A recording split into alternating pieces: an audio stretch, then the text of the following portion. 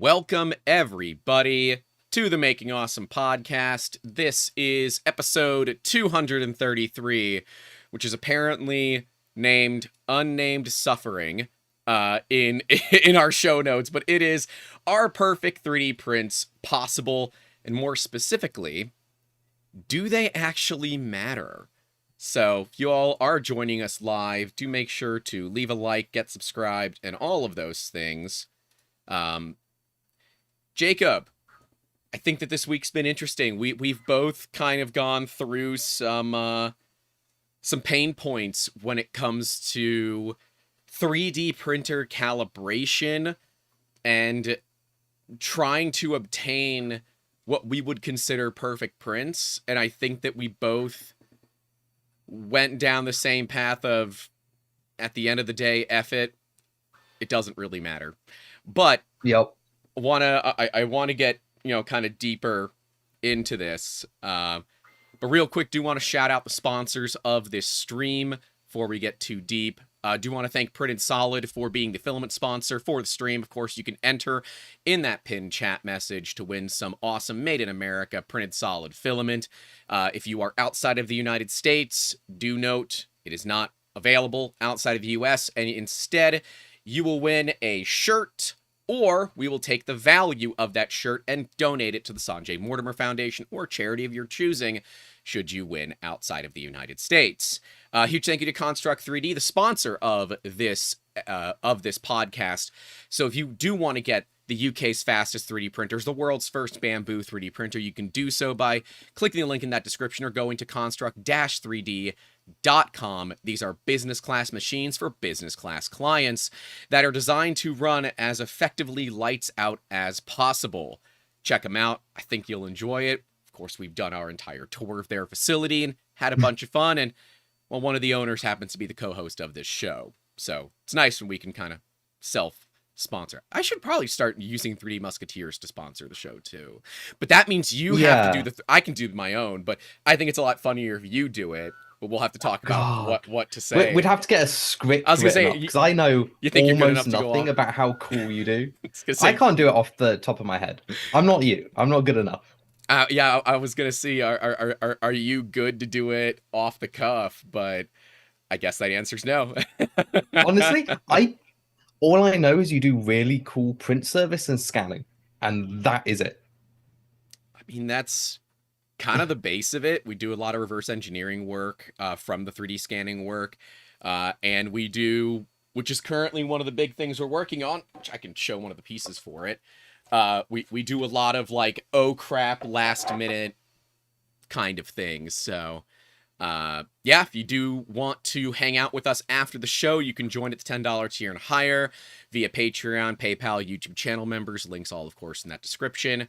That does get you into our super secret Discord, where we do have a live hangout that happens inside of the Discord after pretty much every show, where we just kind of decompress and hang out with the fans. So yeah, speaking of helps fundraisers, Nomad's Galaxy is here, raised over $7,000 yesterday for the Trevor Project, live on YouTube. That's impressive. Yeah, I was there for like 5.5 hours of it, and then I'm like, no, I have to go finish mowing my grass, because like my grass looked like Mr. T's haircut, just a big mohawk in the middle of my yard, and I needed to take care of that. So yeah, it was awesome to be a part of all that, assist in raising money for the Trevor Project, and we'll certainly have to add them to our list of companies that we can raise money for. Although I might try to find smaller ones. We'll see. We often like to help the smaller ones, because like $1,000 to a really small charity goes a very, very long way, where $1,000 to a big charity very much does. Yeah, like $1,000 to a big charity doesn't even often cover administrative costs to do all of that. So, but yes, for those that have been following my entire mower saga, it's fixed. It's fixed and it's running, which is just amazing. Relays. Apparently, they're not a huge fan of water, and they're not a huge fan of sun, and they're... Anyways, this little tiny part, it was covered. I took all the covers off to see if the contacts were destroyed, and the contacts are destroyed. Yeah, $5 part has been plaguing me for months. So there you go. Lawnmower's fixed.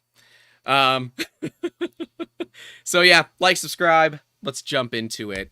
Um, yeah, dude, the idea of perfect prints. So many companies are selling 3D printers basically saying, "Oh, look at the print quality. Look at the print quality. Look at the print quality." But does print quality translate to accuracy? It, it's hard to say because every time you go, companies are doing a thing. It highly depends on which company that person immediately thinks of. So, like, for example, the new SV08 Max Yep. just came out, and Aurora Tech did a great video showing the print quality of it, and it was actually quite good. But when they compared it against different machines, the print quality is vastly different across all of them. Like they're not one to one to each of them, Hmm. but they all advertise the same spec, give or take a bit. Like they're all in the same ballpark for speed, all in the same ballpark for materials they can melt. But the overall output is so varied. I kind of feel like advertising now is just so disingenuous because hell, for the people watching right now, like the thumbnail of the video had a really nice looking benchy in it, sharp corners, sharp hole line. There was no shrinkage. Everything was gorgeous, and you'd be really lucky to get that out of modern equipment now because they've got input shaping, which makes the printer faster and looks better. But then the clarity of the model is almost like you blurred it all. It Yeah. smoothed every sharp edge. So I don't know. This It is that. makes it difficult for me to really pinpoint yay or nay on that question. Yeah. Yeah, because often companies are pushing how the parts look in photos, but they're not giving you measurements. And Nomad's Galaxy brings up a point. Says, I have an interesting counter thought that Jacob could answer. If you were selling a printer, wouldn't you want to highlight the print quality? And I feel like the answer is obviously yes, right? You're not going to want to say, oh Ah, yeah, it makes subpar prints, but I feel like a contrarian. I think the answer is no. Don't highlight it at all. I would highlight accuracy over quality, because if you're spending Construct 3D money, You there, expect it to work. yeah, there's like a certain expectation. Now, I would still show the quality of a print, but I might also have like a pair of Mitutoyos on that part showing that it's, let's say it's a calibration cube, that it's 20 on the money. And yes, there are plenty of ways to fake that image, right? It's a easily photoshoppable image, and your day is done. Um, but you're right with this benchy, where the faster you go, often the crappier the overall resolution of the part is. And it's been something that's come up recently. We're doing these big pieces for a client right now, and we're having them fit together with mortise and tenons, right? Although it's a pin and mortise. I think the mortise is the female side of it. Whatever. Pins and holes for pins, right? Printing the pins fast and the holes fast mean I have to have a larger tolerance for them to fit together. If we do on a slower machine, I can run like 50 micron tolerance, and that's a nice push fit tolerance. On these faster input shaper machines, we have to run like a 1/4 millimeter tolerance for them to be a slip fit. And it's like, well, something's different here, right? And pressure advance and things like that are kind of designed to fix it, but I feel like this is more of a band-aid than it is anything else. Would you agree with that it's more of a band-aid than an actual like solution to the problem?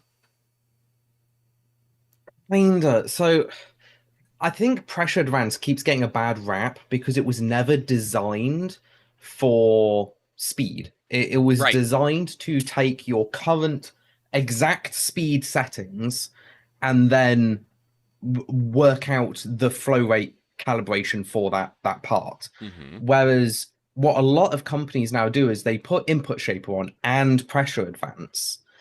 And the issue is input shaper affects pressure advance, A lot. whereas pressure advance doesn't affect the input shaper. It's a one-way relationship. And the more aggressive your input shaper becomes, the less requirement for pressure advance you need.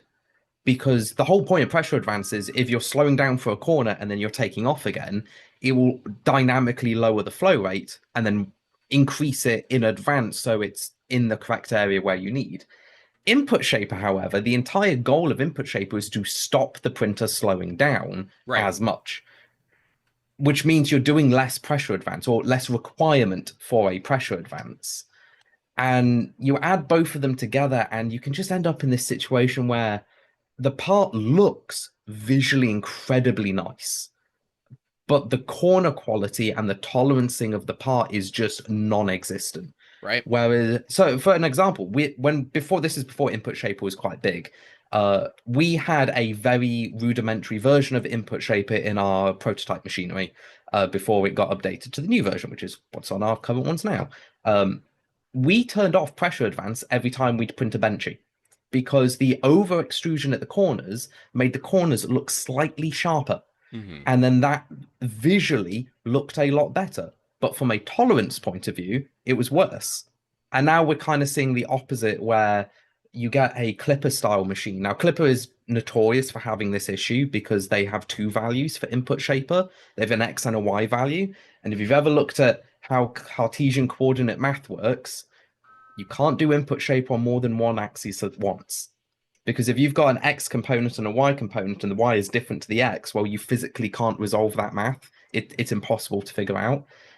So the way that they got around it was smooth the corner. Do the closest math possible. Don't do the math, just estimate the math. And that's why when you get faster and more aggressive, input shapers tend to be, well, they're kind of like Vaseline. They make your parts look better, but they also make them less precise. But that's not even the word because technically it is precise. It's really hard to say. It is a precision thing, right? Because you're dealing with like worse on your corners and there No, that's it. It's less accurate, not precise. So it's more accuracy. precise but Okay. less accurate. Okay. Accuracy is the ability to hit a target in the middle, Mm-hmm. whereas precision is how close to the middle you are. So if you're missing all the time, but it's a really nice like spread of shot Yeah, I was gonna say holes, you are very precise, not very accurate. I was And gonna the say other way around is if it's very wide. right. Right. I'm like, yeah, Yeah. this is like the perfect terminology to start using like firearm terminology where you have your grouping.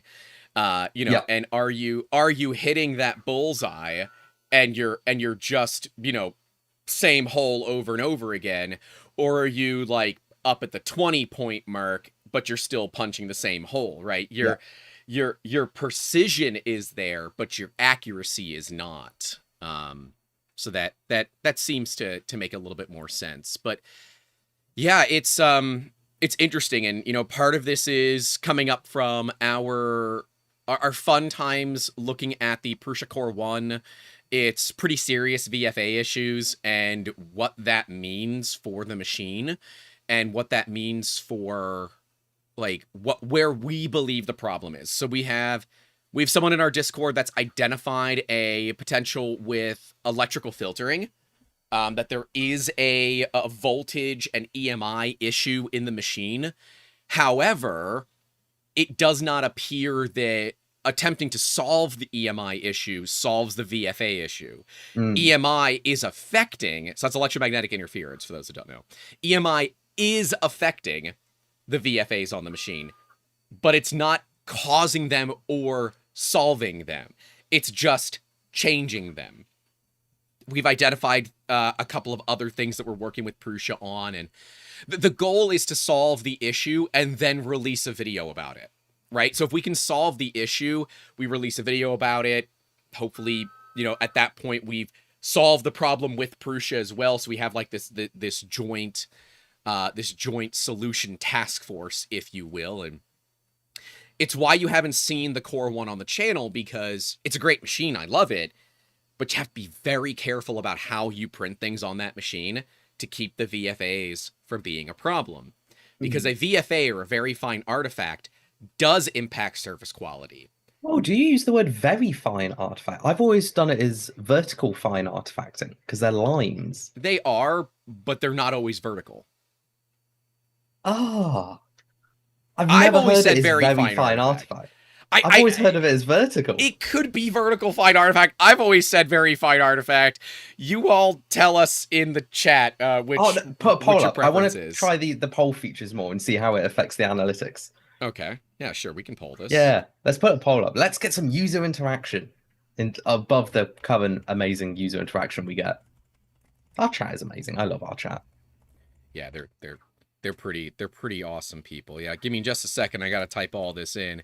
Very fine artifact versus vertical fine artifact. But this brings me on to a really interesting topic, which is you've worked with Stratasys filament machines before, haven't you? Unfortunately.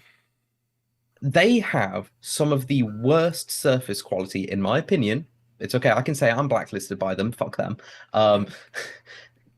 They have the worst surface quality on any industrial machine I have seen in a hot minute. However, their tolerancing on their accuracy is some of the best. They have traded all of visual clarity and all of the smoothness of what you expect from a like modern 3D printer. Dead nuts accuracy. Yeah. You can guarantee when they say this is tolerance to this part, it is tolerance to that part. Does that mean that each layer on top of each other is perfectly aligned? No. They never said that. But what they can tell you is it is a 50 micron tolerance between walls, and it will never exceed that. It looks awful because the human eye hates non-uniformity. They like smooth surface where they can mentally block it out. But that doesn't mean it's accurate. And Correct. Stratasys goes with the full accuracy route. And it's one of the things that makes it really interesting to tackle as a tuning side, like trying to get your slicer settings done right, is where on that slider between accuracy and precision do you want to go? Do you want to be really precise, but the end part might not be the exact size they wanted, but it looks better? Or do you want it to be perfect, but look like ass? And there's a slider, and we have to choose where it sits. So technically it's kind of a triangle, but I don't know what the triangle is, because in theory you can get both. That's like the golden zone, is get both. Yes, it is possible. It's just not very common. By the way, it might be easier to visualize it as a slider that you can move the distance between the scales. So it's still a slider, but the better you get, the smaller that distance becomes. So it looks like a lot of people are saying visual, and we're both wrong. What I should have done is added an other, but vertical fine artifact is winning. Shane Christensen with the $20. Thank you very much. Saying very fun artifacts. If you do want to contribute to keep these streams ad free, you can do so by kicking a couple of bucks in the form of super chats and things like that. Because of course, these streams are brought to you completely 100% ad free while we are live. That way, you don't miss a second of what's going on. Yep. But that's part of the reason. Super chats also guarantee we'll see it. That's true. Sometimes we miss things, and a super chat will pop up. We'll see it, and we'll talk about it. And apparently, Google says vertical, so I'm just wrong. Fine. I'm going to go with visual fine artifacts just to be different, because you know what? That actually makes sense. Visual fine artifacts happen to make more sense of all of that. So I don't mind using visual fine. I've just always used very fine artifacts. So like I could be, I don't know, y'all say vertical fine artifact, but I find that they're not always vertical. I find them that they're often kind of at a bit of a side, right? You know? Yeah. And not so much damn vertical. But it's part of the reason you pay Stratasys money for a Stratasys machine, you pay it for the guarantee, right? Regardless of how the part looks, you pay it to be able to say, this part is this quality, guaranteed, every single time. Yep. Right? And that's something you just don't get with consumer grade printers. And part of that is how much the slicers are different. If you haven't seen what the Stratasys slicer looks like, and I'm saying this in general to anybody, regardless of where you are, if you haven't seen the way the Stratasys slicer works and looks, go look at it. Go try to find a video of someone slicing inside of the Stratasys slicer. It gives you basically no options. You get like hollow, It's like semi-hollow, 2 drop-downs, and that's solid. pretty much it. Yeah, like your options for your infill are not what infill pattern you want and what percentage you want. No. You get like no fill. You get what you're given, fill, and that is it. and tons of fill. Yeah, your options are incredible. It's like using Prusa Slicer set to beginner, right? Where it is heavily limiting your ability to modify things, because often your ability to modify things is what creates the damn problem in the first place. Yep. We're kind of spoiled with good slicers nowadays. We are. Where everyone in this chat, and I can guarantee every single person in this chat, is massively overqualified for using industrial slicers. Industrial slicers are designed around an operator just going, here's a file, click print. It's like your 2D printer. The big photocopiers with the toner cartridges, where you don't care what the settings are. You put your piece of paper in, you click the big green button, and eventually something will pop out. And you had one choice, which is quality setting. Yep. Good or better. There is nothing else. And it is exactly the same for industrial. Is just, do you want your part? Yes or no? You click the yes button. That is it. It's funny that you mentioned that, because like I have a early 2000s full color laser printer that one of its rollers are dirty, and it's had a dirty roller since I bought it. It's a dirty roller, you dirty thing. Oh, dirty. It's got a dirty roller, and I could fix it, but I'm not going to, because the amount of effort that it takes to fix it is way more than the impact to the print quality that it has. Does it still print a label that works? Yes. Does it print photorealistic photos other than a line here or there? Absolutely. I don't have issues with it. I'm not doing gallery level printing. I'm printing labels on it, okay? Like, and I'm printing I would actually argue, purchase orders. and we could get into this deeper. A label being printed that doesn't look perfect, in my opinion, looks better. It looks like it's industrial. It looks bigger scale. It's one of those like perceptions of quality. Whereas if you get a brand new, fresh printed label, take it as a receipt. Like you go to McDonald's or something. That's what it does. And that's literally that looks great. Just great. And that's it. It's just a little bit on one edge. It is not enough for me to care. Yeah. And that's literally what Stratasys does. They're like, yeah, you know what? It's going to have some artifacting here and there, but the part's going to be perfect in terms of your tolerances and exactly what you're asking for. And so that's what we're going to provide you.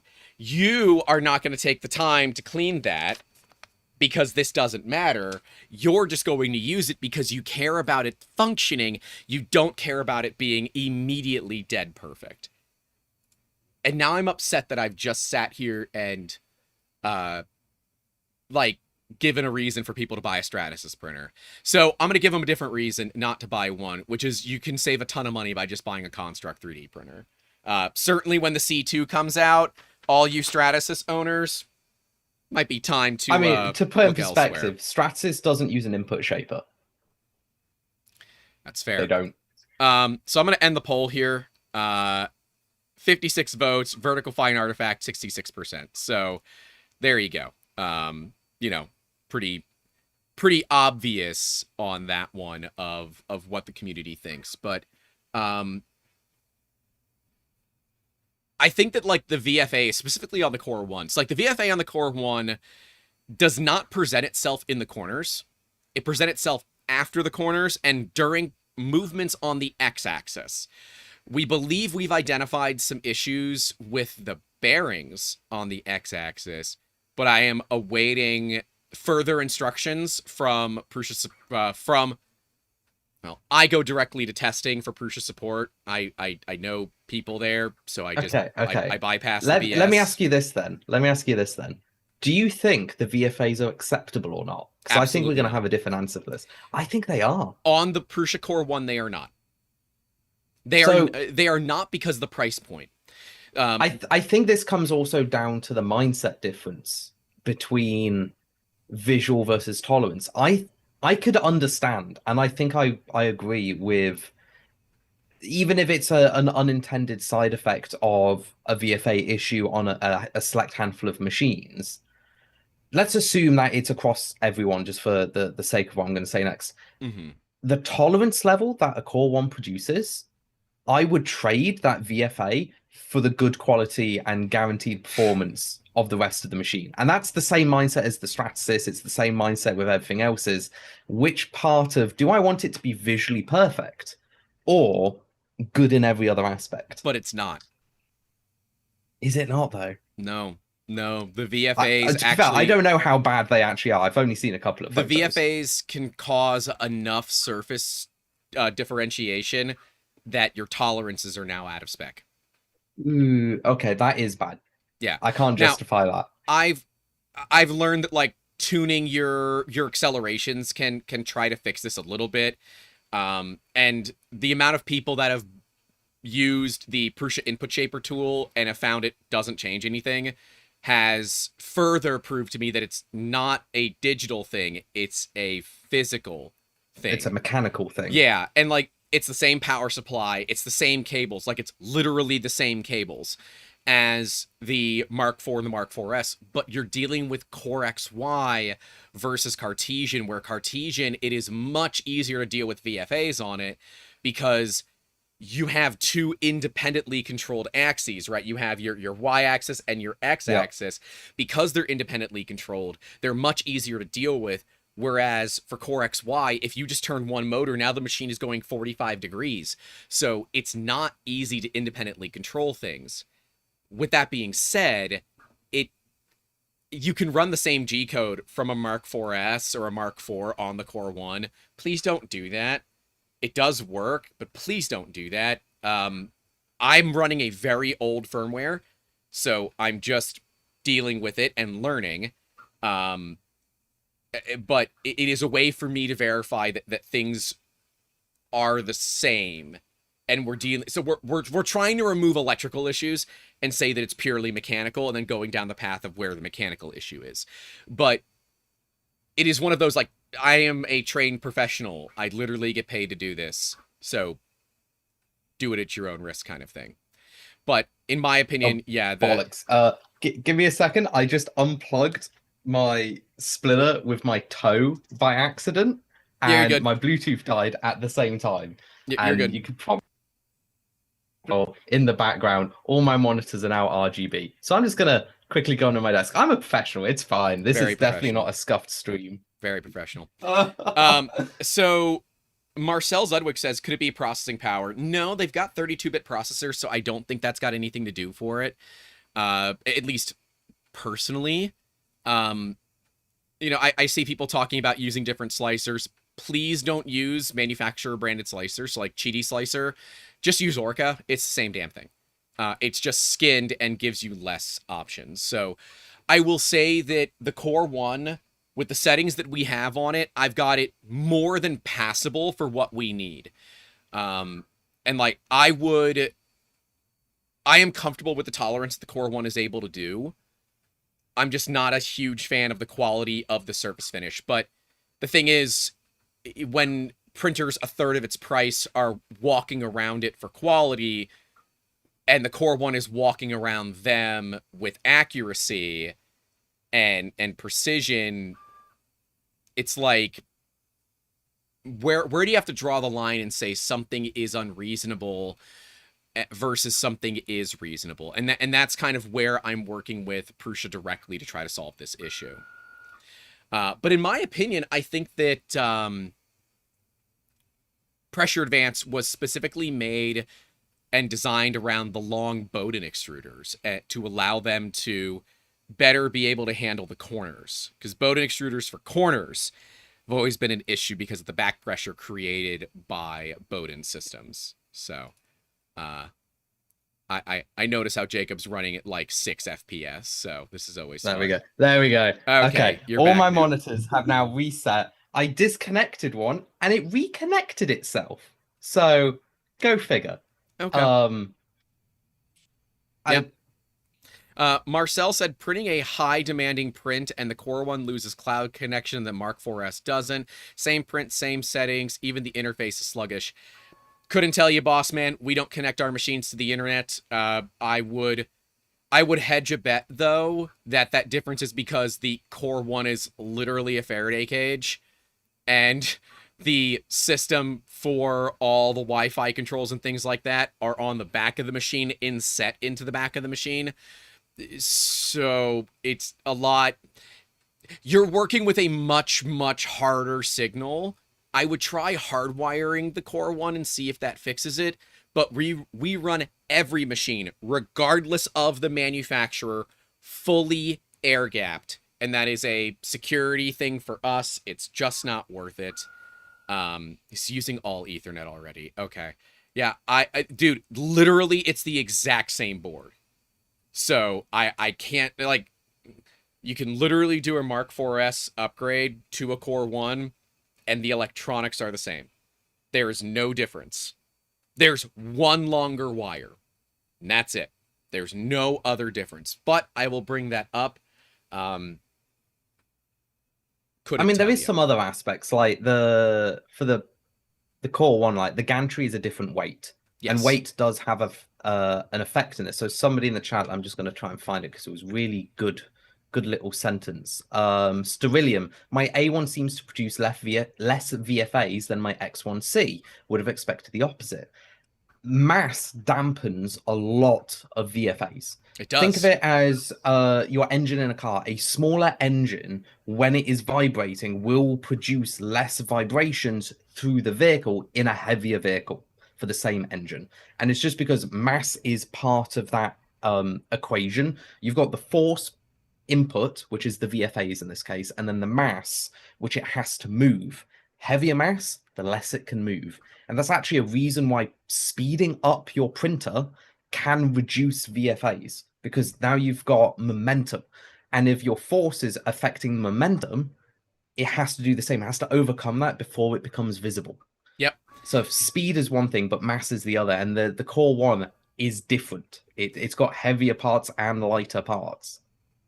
It's funny too, because you could actually force VFAs out of most printers. Like, oh yeah, just run it cold enough. Or not cold enough, sorry, slow enough and cold enough, really. And pretty much every machine is going to give you some level of VFA. And that's normally related to, like, gear teeth, like, and belt teeth, and motor resonance. Yeah, it's... Magnetic backlash, helix in the chat. There's that's the big one. There's tons and tons and tons of different things that can result in VFA. Personally, we think the VFA in the Core 1 is related to the MGN12 ball bearing system that they're using. Anybody with a Core 1, and if yours doesn't make this noise, I want you to send me a video of it. But on the Core 1, I want you to turn the machine on, turn off all the motor power. So just, if you need to, just hit the reset button. It'll turn on with no motor power. Then move it slowly by hand down the X-axis and tell me if you hear it clicking and ticking. Because we do. And everybody in our Discord that is having issues with VFAs all can hear the same click. And it sounds like it's the balls in the ball bearing clicking as they're hitting each other. So we have a couple of working theories of potentially, one, there's not enough balls in the bearing, which is just literally a manufacturer issue. It's not something that, like, Prusa it's not something that would be caught by QC. Yeah, it's not something the manufacturer has to catch, right. Not Prusa. And honestly, if Prusa was doing that, the price of the machine would double. Yes, easily. and That's the cost of that QC. more likely, I don't think that the grease is adequate enough. And when those balls hit each other and you get that audible ticking, I believe that is directly correlating to the VFAs. And the reasoning behind this is when you do the input shaping, it does not move enough for the balls to hit each other and that noise to occur and that vibration to occur.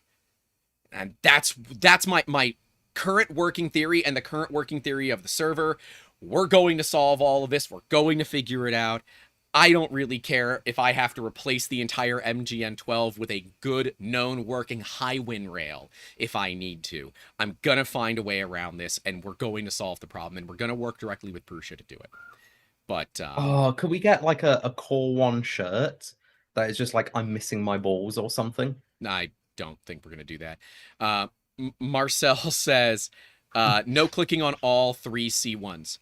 When I say slow, I mean like physically move it very, very, very, very slow.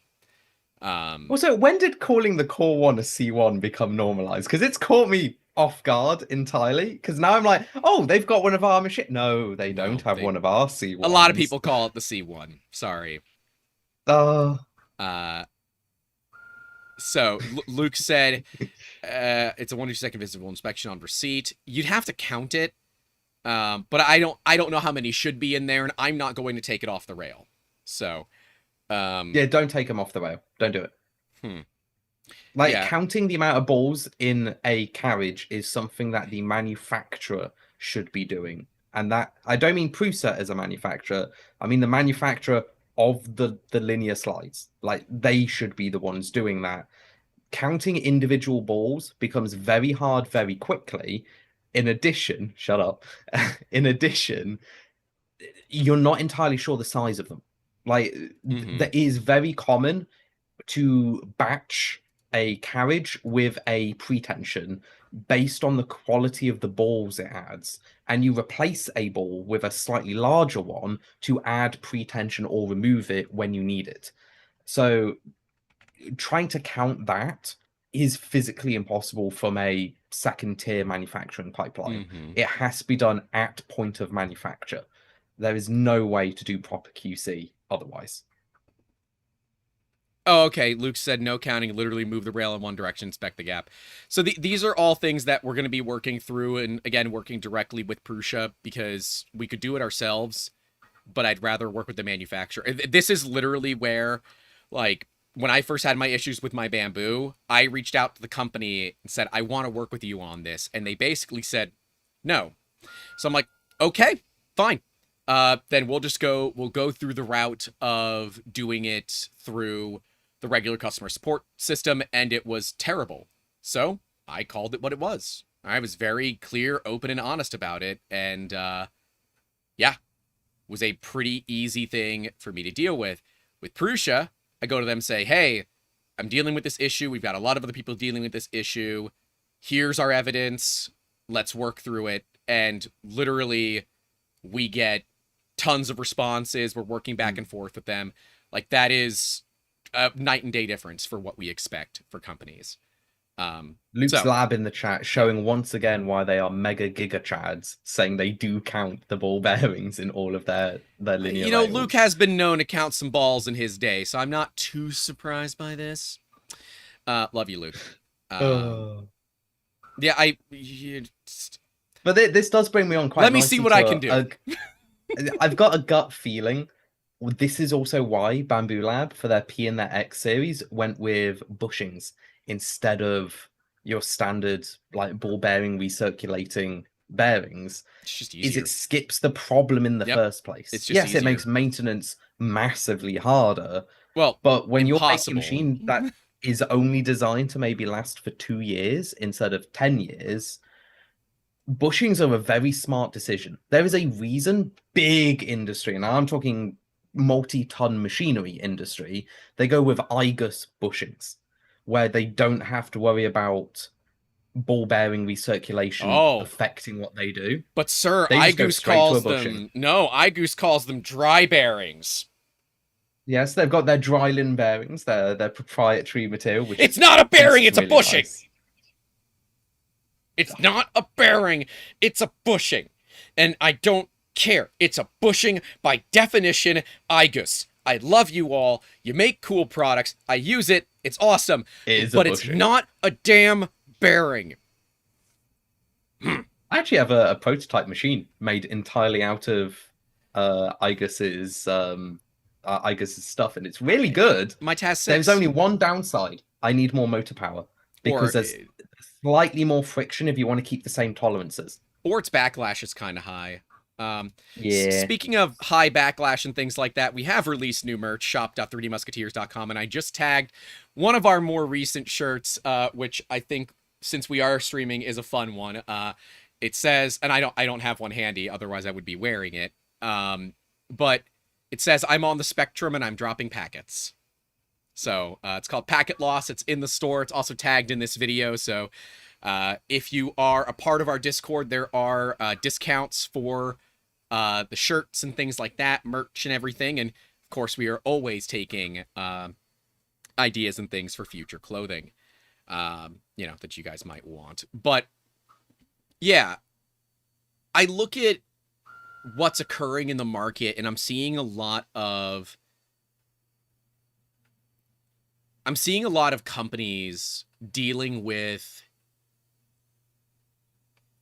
all of these like issues with VFAs and things like that by just washing it clean, right? Using input shaping to wash it clean. And it's quite an aggressive input shaper we're seeing nowadays, where surface quality is what they are obviously going for. Yes. At the cost of everything else.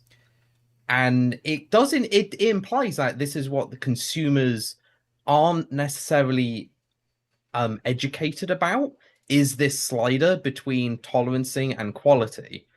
Because you can see, oh god, what printer was it? It came out recently where the Benchy looked like ass, like actually really bad. There was no sharp edges at all. It was just take a spackle and just blend every edge. That's what they did. It was smooth as my brain.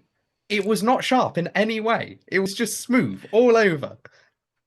And that was acceptable to most people. They saw it and they're like, wow, it printed a Benchy in 12 minutes. I'm like, but do you want that Benchy? Like, at the end of the day, you've got a piece of plastic in the shape of a Benchy, but is that really good enough? And so I would argue for the vast majority of current 3D printing users, yes, it is. So That winds me up. I know it does. When a product becomes a commodity, right? As we're getting toward this 3D printing becoming a household thing, where you can get a reasonably reliable machine. It might have some dodgy safety features, but whatever, it's cheap. In your home for like sub $500, it is becoming a commodity. And if the world around us has taught us anything, it's what's on the outside that matters, not what's on the inside. And if you can make the outside look pretty, then we don't really care about the accuracy, because a lot of people are doing things that don't require heavy amounts of accuracy. Yes, there are still the OGs in the industry, people that have been in the industry for more than a few years, that are pushing for really, really high accuracy. And don't get me wrong, there are new people entering the industry that are pushing for high accuracy and, parts that are dead on for a 20 millimeter cubed, 20, right? But if, the talk of Etsy last week has been any obvious thing here, the top things on Etsy are not high accuracy prints, they're pretty prints. And pretty is what sells, right? Accuracy is what sells to businesses, and precision is what sells to businesses. Everything else, pretty, that's what sells to consumers. It's why the Centauri Carbon is as popular as it is. It's why Elegoo continues to make modifications to it, because they need, one, to keep up with the competition, but two, they need to make it pretty. And that's where I firmly believe, beyond how user friendly it is, that's where I believe Bamboo changed more about the industry than anybody else. They built a machine that actually looks pretty, where a lot of companies were form follows function, not so much function follows form or some middle ground, Were right? you there where our company ethos was different to what we had now? Like literally when we came out of Kickstarter, we had like a saying we said all the time. I wonder if you remember what it I don't is. remember the saying, no. Just not another black box Mm-hmm. was one of like the slogans we were playing with for about a year. Is it's just not another big black manufacturing box, where every printer was black aluminium in a box with no side panels and everything's on show and they all look identical to each other. Yep. And that was the bread and butter, was like you couldn't tell the difference between a Creality and I literally can't think of any other name because Creality dominated so much of that ecosystem back then. Like a Taz, like they all looked really similar. They were just black metal extrusions with boxes strapped to them, and you really, if you showed this to a regular layperson, they wouldn't know which brand was which. Yep. Like there was no aesthetic And they're not going to flair. care. I lied. There is an aesthetic flair to some of them. Some of them had blue accents or Ooh. yellow accents, and that was the only thing you could determine was which Creality clone did you get? Well, I got the one with the yellow accent that performs 5% Well, better versus the blue accent, which is 2% cheaper. the Ender 3 KE versus SE. Looking at them, they are functional. They look the same. One has clipper, the other one doesn't. And so one of them, it can run way faster than the other, right? It does make things challenging. Luke is chiming in with a hot take here, saying, I hate some of my customers, in quotes, we want 0.08 millimeter layer heights. Why? It's an effing block of plastic you said you are going to sand and finish. There's some side of me that agrees with the customer. Then there's some side of me that agrees with Luke. I kind of agree with the customer. So is for sanding and finishing in particular, the better the surface quality, the easier it is. Yes, that is fair.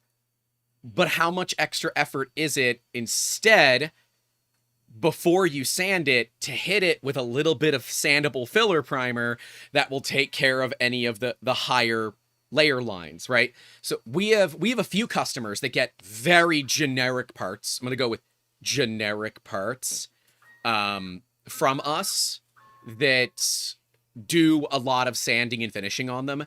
And the funny thing that they've requested, they haven't requested anything about layer heights or anything. They said, we just don't want you to use green, red, or yellow. Use a gray, a white, or a black, because it's so much easier for us to cover the print color than it is for anything else. And they've actually done an interesting thing. They use a gel coat. They use like a spray-on gel coat like you would use on a boat. Oh, and that's quite interesting. Yeah, because it self-levels. How interesting. Yeah, there's a little like free tip of the day. If you have access to an actual paint booth and access to like industrial grade spraying equipment, gel coat all the things, and it's just absolutely beautiful. Like, but this does like bring me onto a really nice tangent of layer height. And it's one of those things that again comes down to the perceived quality versus actual quality. Yep. Where, well, for one, as an experience, if I gave you two parts, one at 100 micron layer heights and one at 200 micron layer heights, the 200 is more uniform. The 100 is less uniform but higher tolerancing. Most people won't be able to tell the difference between the layer height. No. Because the ugliness of the 100, even though it's half the thickness, makes it look rougher than the uniformity of a thicker layer height. We found that out really early on in our research. It's why we actually went over to Wobble Wings. Why our bed is just gravity fed. There's no locking force onto the rod, because that uniformity of the Z motion was so critically accurate to producing uniform parts. It meant customers can pick higher layer heights and they don't know the difference. But what I want to get on is the industry is just, they love lower layer heights for no reason. Yep. And like Luke's Lab was saying earlier, was printing thick layers that save so much time. It does. And so we've got this customer. I can't say the name. The NDA is so strong. I can't even say the NDA for this NDA. But they came to us with a Mark Forged print. 0.35 millimeter height, by the way. 0.35. And all the artifacting you see is the low resolution file that we were given. That is faceting in the model. 0.35 millimeter layer height. This entire part, 1,100 grams, takes less than 12 hours. On a Prusa XL, okay? We're not using like a stable bot with a tube on it, okay? We're using a Prusa XL with the Nextruder very small melt zone, pumping on a 0.6 nozzle, non-high flow, just absolutely dumping filament through it. You know, we're running close to the edge of what that machine can do because it is an emergency file for a client. But dude, there's a much better secret. It's just I find people come to us with industrial machines, and because the industrial machines don't have high flow rate, they choose low layer heights to keep them at max speed. Because industrial machines, they want to be at that like golden speed zone. It comes to VFAs again, where certain speeds resonate worse. A lot of those machines don't have input shaper either, so they want to keep that speed. Right. So they lower the layer heights to keep whatever speed they're doing. So we've been given a Mark Forged print, and they were printing carbon fiber at 125 micron layer heights. It's no reason. Awful. There is no reason to do that. The part, and this is the kicker, would be perfect at 0.5 millimeter layer height. It is just a rectangular box with a hole in the top. And the only reason we're doing it at those layer heights is they wanted an exact like for like with Mark Forged versus one of our machines. So I'm going to do a trick on them. I'm actually going to give them two parts. One is at 0.3, one is at the 0.1. Yeah, I can't tell what layer height that is. The carbon fiber hides it all. It doesn't. That could be 0.5, that could be 0.1. I literally can't tell. 2.5. I don't 0.25. On carbon. Carbon hides all the BS. You want a print that looks pretty on a machine that doesn't always make the prettiest parts? Put carbon through it. Carbon, glass, even wood fill works too. Semi-translucent filaments, that hides a lot of BS as well. But yeah, carbon and glass. Anytime we have a client that's like, I really, really care about the end result quality of the part and the way that it looks, it's always carbon, it's always glass, because it is easier. It is easier to deal with the fact that we know where they're going to complain. It's the layer heights. And it's easier to work around that than it is for us to, like, take all the extra time to make a much, much, much higher quality print, when in reality, the results for the customer are exactly the same. Yep. Yeah. Luke says try Kevlar. Do I have any? I don't think we have any Kevlar. I think I've got some. I think I've got some, but not much. I think I've got like 200 grams of it. I've got a reel of the Mark Forged Kevlar, but that's literally just Kevlar monofilament. It's not. It's not Kevlar in the traditional sense of Kevlar. And yes, literally, Marcel saying I could hear the XL screaming in the background. Yes, you can. Yes, you can. Yeah, you'll hear a high pitch whine as the XL is making traversal moves. Otherwise, it is a very, very quiet printer. It is just very loud when it moves, because it is, I think we're running like 700 movement speed. Yeah, that's a bit high. I have to turn down the acceleration or it skips steps, because we can. Yeah, you're going to be at the voltage maximum of those motors at that speed. It works perfectly fine. I'm not worried about it. I have tested it many, many times. But yes, make sure you are using a hardened nozzle for those filled filaments, because otherwise you're going to have a very, very, very, very bad day. Right? You don't want to do that. So remember, for most, not for you, Grant, you already know this, but for anyone watching, if you're running carbon fiber, and you don't know how long your nozzle is supposed to last, the standard for a hardened steel nozzle is 30 reels. So keep that in mind. After 30 reels, you throw that nozzle out. For higher quality nozzles, 50 reels. We change out hardened steel at 20. And we change out diamond so far never. Well, that's diamond. That doesn't count. Doesn't wear 30 out. reels, so Doesn't wear 150 out. kgs. Shut up, Luke. Yeah, no, it would be, 30 or 50 kgs. We change out hardened steel every 20, because it's not worth it. Ella Fox is asking And about tungsten. yes, I have changed to tungsten. We don't They use last ever so slightly longer, but in reality, there's too many downsides to tungsten nozzles. We Like don't. because of their thermal conductivity is quite low, Mhm. you lose flow rate. And the main benefit is they're slightly tougher, but they aren't as tough as most people expect. Like tungsten will last longer. You get closer to 50 kilos of material, but in reality, your problems are still there. So Like the only solution is going to ruby, which you will still wear down. Just go to I think diamond. ruby, like they expect like 80 kilos, but diamond is the only real solution. So, and Luke is saying tungsten carbide for the win, and I have to agree to some extent. I do prefer diamond tips, so I'd love to see like a tungsten nozzle with a diamond tip on it.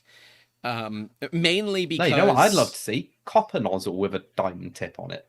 that's Because literally most of the what they damage make. doesn't happen. All Well, the no, new you said tungsten nozzle I know with a all the diamond new tip. Diamondbacks are copper with diamond tips, homie.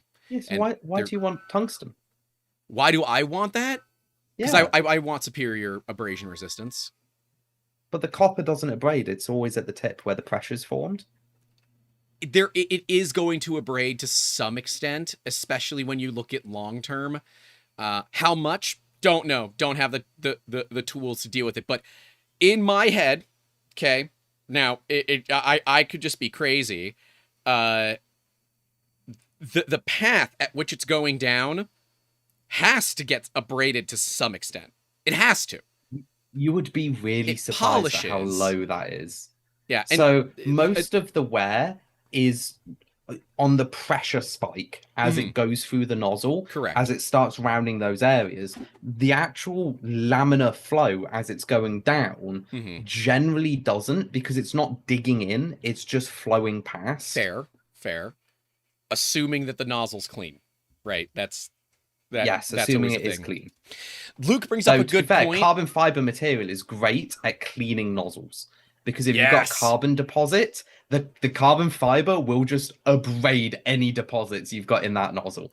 Oh, your I'm nozzle's got some surprised you burrs in can't it. get. I'm legitimately surprised you can't get cleaning filament with glass fiber. Because that would be great. I mean, it's cleaning Get filament's some normally just polyethylene with. no, Yeah, polypropylene.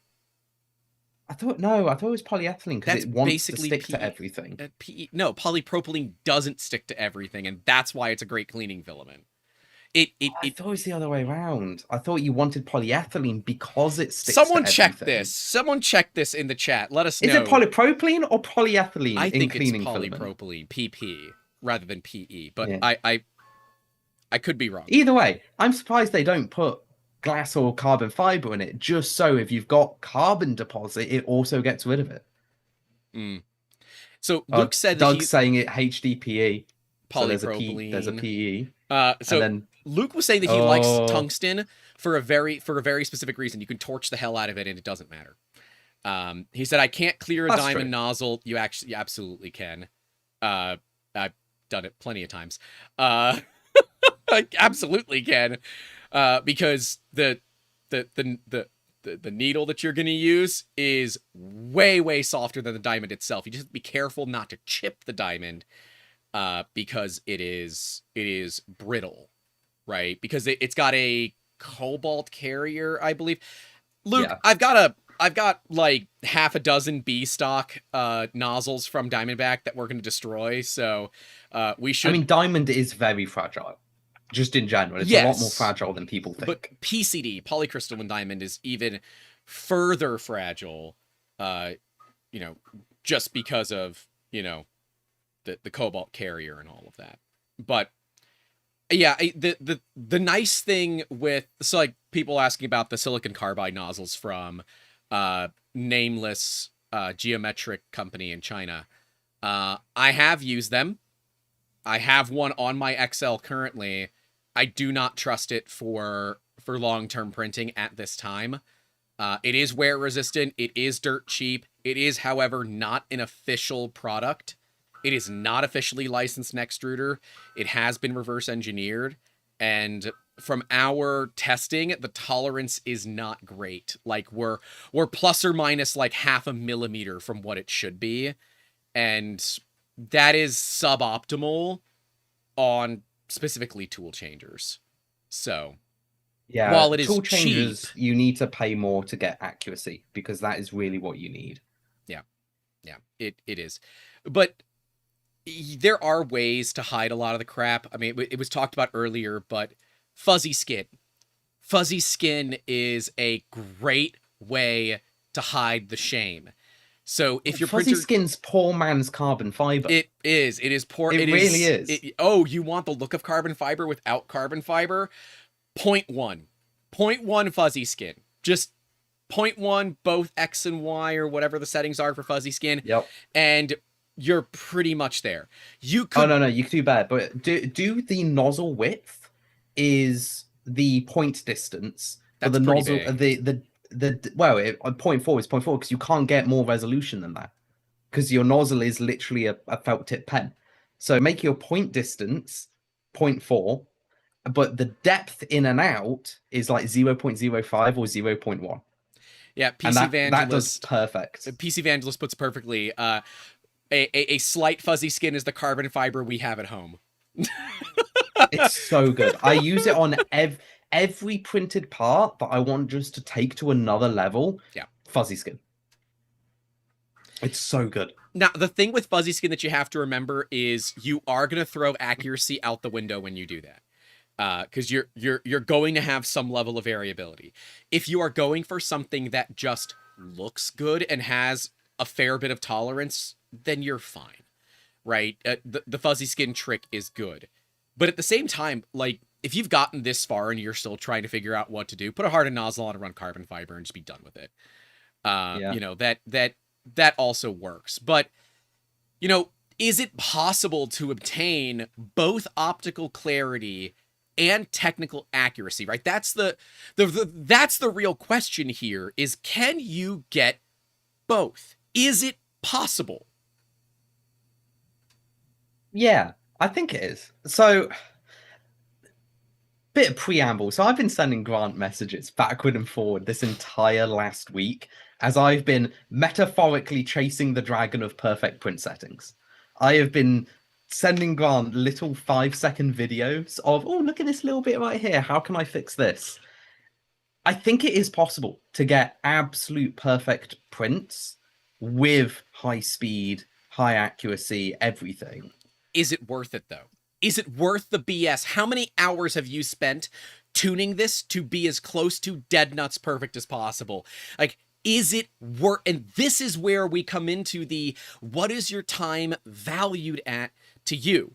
If you are a business owner and you are defining your time at less than $50 an hour, you are not defining your time high enough. Now, don't get me wrong, you can pay yourself a lot less than that, but you need to bill your time or the value of your time at least $50 an hour. It's $100,000 a year. That is the bare minimum if you run your own company, in my opinion, that you should value your time at. So is the time that you've spent, even at $50 an hour, worth the end result? So we might need to open this up as a poll because I want to ask people this as well. I have spent in this week alone 50 hours working on just a seam, just really trying to dial in universal perfect seam settings so I can set it once, forget it. Dialing in a seam, 50 hours. Is that worth it? Because good enough hit at about 10 hours in, at most. Probably even less than that. We got good enough within the first 5 test prints where you would give this up to somebody and They wouldn't care. And then the last 45 hours of just repeated testing with different settings and speeds and accelerations and all of this, we've gotten better. But if you gave it to two people, they'll go, oh yeah, this is better, but they wouldn't notice it unless you pointed it out. And And that's 50 hours. And that's 50 hours at, let's call it $50 an hour. That's a lot of money. $2,500, right? Yeah. Yeah. $2,500. So is it worth a C1?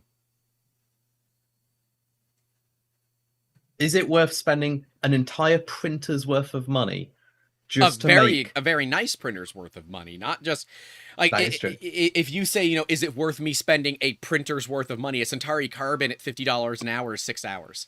Is it worth it? Well, for a Centauri Carbon, no. But for how big's your rat rig? 400?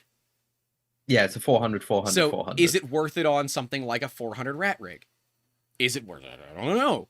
Right? And, Luke, I think asks the important question, which is, have we defined a perfect print yet? Yeah, that's perfect clarity. So, like, no artifacts, no surface artifacting whatsoever. Dead nuts on the precision, right? 20 millimeter cube is a 20 millimeter cube, or a 40 millimeter cube is a 40 millimeter cube. Yeah. That all of that starts to matter. But literally when you, like... Could you put it side by side with a part off of a resin printer and notice minimal differences? Right? Helix says the poll is a loaded question. My rate is $100 an hour. I don't care what the rate is. I'm curious to see the time. Yeah, it's all about your opportunity cost for that time. As a business owner, hell no, it's not worth it to me whatsoever. Bear in mind, 50 plus hours is, for some workers, 2 full weeks of work. Like, you go to work, well, by the time I'm finishing on Monday, this thing. Yeah, I'm calling it a draw Monday. At Monday, it will be probably 65 hours. And then that is 2 weeks. That's 2 30-hour full-time work weeks. Is spending 2 weeks of your time at work to get one setting done right worth it? And it's different because it also affects different people. Like, if you value your time less, the chance of you saying yes goes up. From my perspective, I'm a manufacturer, and when I do things, it has to be to another level. So we've been dialing in a rat rig, we're dialing in C2, we're trying to like really understand all of the settings. So when we produce our slice files and we give them to Orca Slicer so then everybody can copy from it, it is guaranteed to be good quality across every material. So it needs to be the most bulletproof. So I can justify it a bit more, saying if we sell 1,000 C2s, yeah, I could probably amenitize 50 hours across 1,000 machines versus 50 hours on one machine. It makes it harder, but it does feel like chasing just absolute perfection when it's not possible. And then there's that line that you have to draw of when is good enough and when is good enough perfect.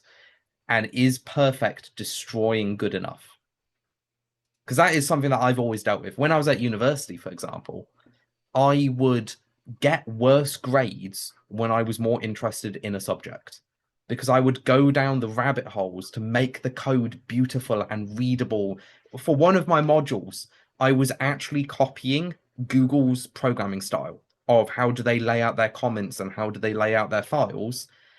I spent weeks on a program and I got a 2-2 for that module, which is not great for me. That's not 2-2 great. For spending weeks on it, not great. It was, quote unquote, the best written code that lecturer has ever seen. It just didn't fit the CRG, which is the mark scheme, because I forgot half the things because I was too busy making it look good as it was happening. There are some pretty compelling arguments in the chat right now. One of them is, if this is a one-time thing and this machine's going to have 10,000 hours on it, then you know what? Yeah, 50 hours, 60, 70, 80 hours might actually be worth it. If you're going to spend, let's say, 100 hours for a 10,000 hour machine, are you going to spend what is that? 0.1%? No, 1%. 100 is 1% of 10,000? Yeah, 100 is Yeah. So would you spend 1% of your time up front for the life of the machine to make it not only accurate, but precise, and more specifically, repeatable? And yeah, okay, if you look at a 10,000 hour life cycle, this might make sense. But if you're up against a deadline, it might not make sense, right? So it is very much, is this like if Luke was building the next version of his stable bot, is Luke gonna spend the time that it takes and, you know, all of this to get dead nuts perfect prints up front? He might, because he knows that the accuracy and repeatability is there. Same with C2. Are you going to spend all of that time up front? Well, you might. But if, you know, let's say Luke wants to release let's flip it on its head. Let's say you can get perfect. Yeah. But you have to make a caveat. Which is? And this is where the line that makes it really hard. So for the testing on the rat rig and testing on C2, because they have very similar melt chamber lengths anyway, because they're using extended blocks and everything. If you want to print at 500 millimeters per second with ridiculous accelerations and everything, that's what I'm doing all the settings for. We could easily fix it by just lowering the top speed of the outer wall to 400. At which point, does that become the decision where you could just say it's now perfect, but I've lowered the standard of what I was working to make it perfect?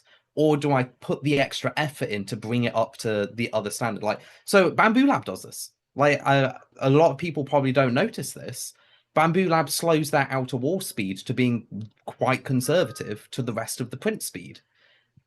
And they're going for that. Well, if we can't make it look good at max speed, we're just going to change. We're going to change the goalpost. We're going to make it so it works at this speed.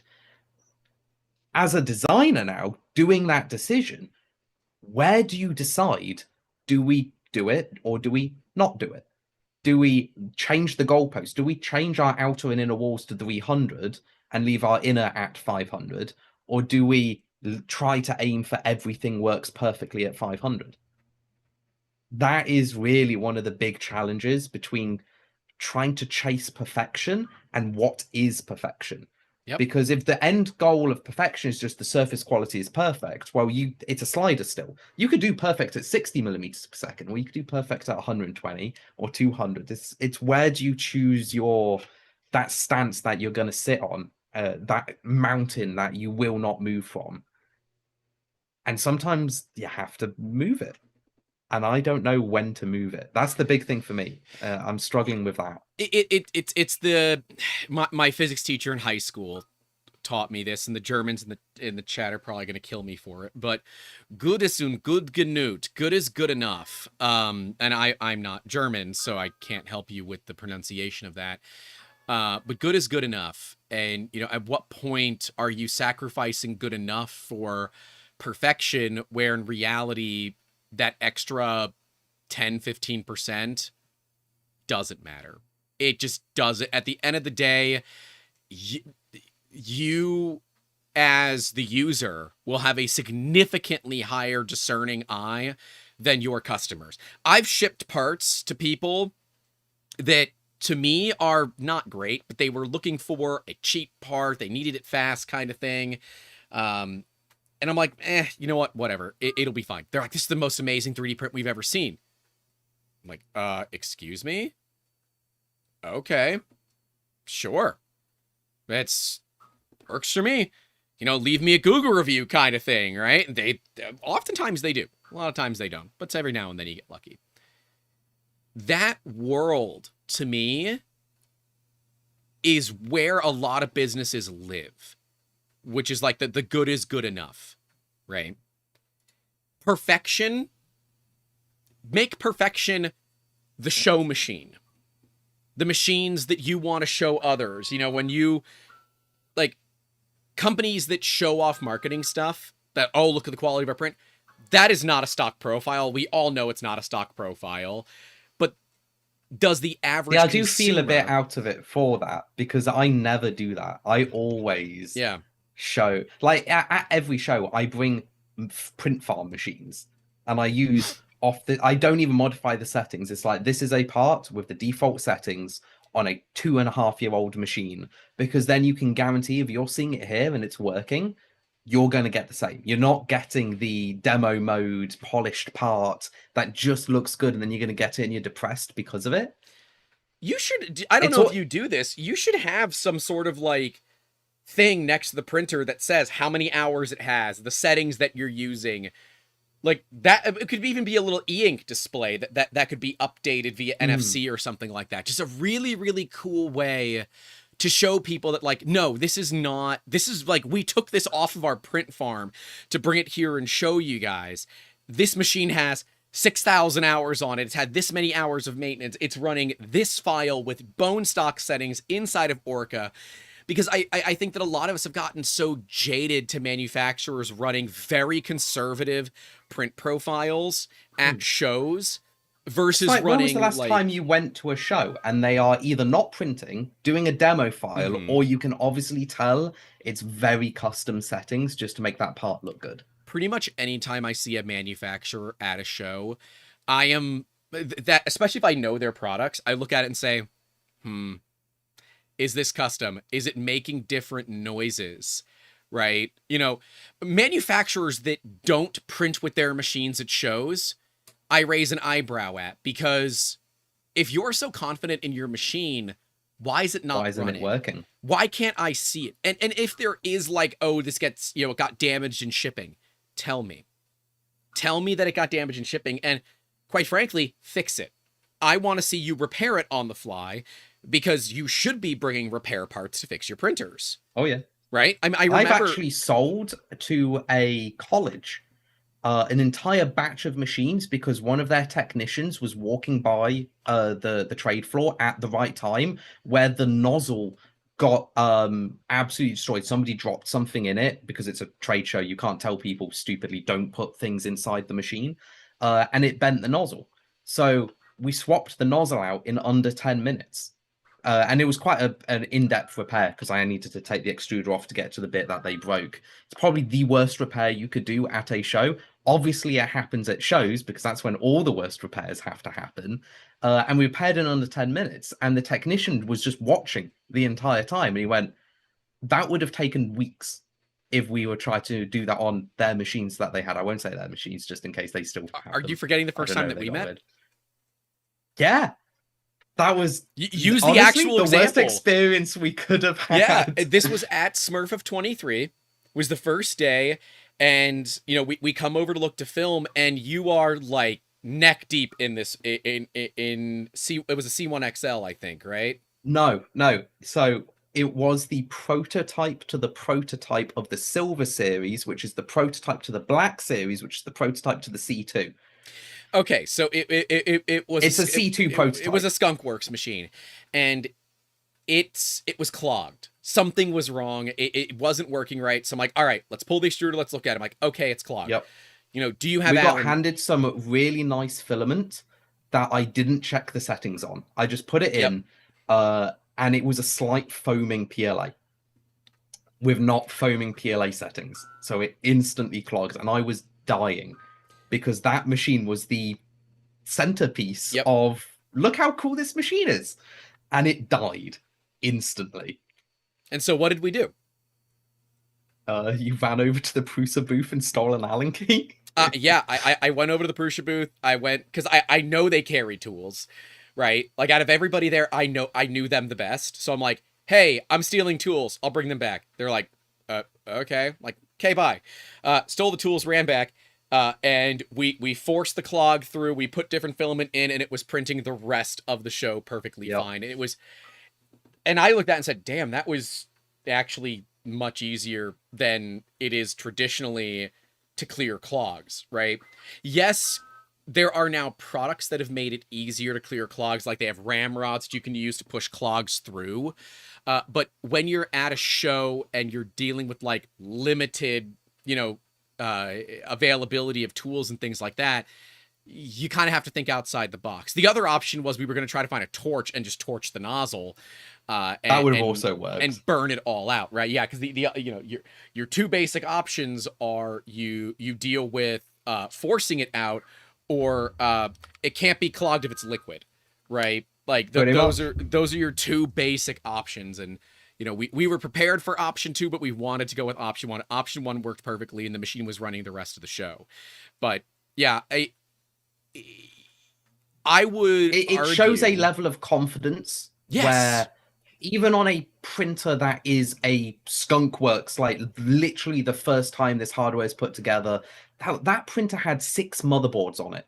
It had one in every corner to control one motor, so it could gather data from it, and one on the back going to a separate one with it. Like, it had everything because it was straight up not supposed to be at a show. And I was like, you know what? People would find this cool. And we still had it printing. Yep. But it just shows confidence. And if you can't be confident in the machines you bring or the quality you can provide with it, why the hell are you showing a machine off? Yep. Like, I'm not going to buy a machine unless I see it working. And if you can't show me it working, then why am I going to trust that it's going to work for me when you're the sales rep that should know how to use it? Yeah, Jordy T is saying Prusa does the same thing. They bring a lot of spare parts to their show. For once something breaks or gets damaged during shipping or printing, they can repair it and show it off. Yes, they can. They do. And knowing that, I took advantage of it. And, you know, it's very nice to, you know, when we got it back, they're like, what'd you do? I said, oh yeah, Construct's extruder and nozzle was clogged. They used some filament from someone at the show they hadn't used before. He's like, it was that easy? I'm like, yeah, we were back in 10 minutes. He's like, I think it was like an 8-minute repair, and most of it was me just flapping, trying to figure out what I can do, and you just coming in and fixing it. Yep, yeah, I put on the project manager hat and said, all right, you're going to focus on getting it apart. I'm going to focus on getting the parts. Amber and your mom, I think, were already just talking and enjoying themselves. And so, you know, we divided and conquered, and that was it. It was a very, very simple thing that I've been there. I've been at a show when I had this was on my Prusa Mini, the one that runs the Revo. I had it clogged on the cold end. At a show, and I'm like, it's not printing. Crap, it's not printing. We had about 8 to 10 minutes left in the presentation that was going on, and then there was an hour break. So at that hour break, I'm gonna get rushed. So I have about 8 to 10 minutes to finish to do this. So like the printer is still warm. I kill the print, send the carriage all the way to the top, and I'm like very, very like quickly untwisting because it's still hot. So I'm like, it's still hot. It burns. And then in my bag that I take to shows, assuming I can take it to shows, because sometimes you can't carry torches with you, but I'll carry like a creme brulee torch, which, the very hot blue flame torched the cold side. It came bubbling out, blew on it to cool it down, cold pulled it with a pair of pliers, put it all back together. It was printing within 60 seconds of everything finishing. So no one had gotten to me yet. So it was like, whew, we did it. We're good. That was close. Because with a Revo, I'd be like, oh, F it. I'll just change out the nozzle. I did not bring my spare Revo nozzles with me to that show. So it was literally do or die.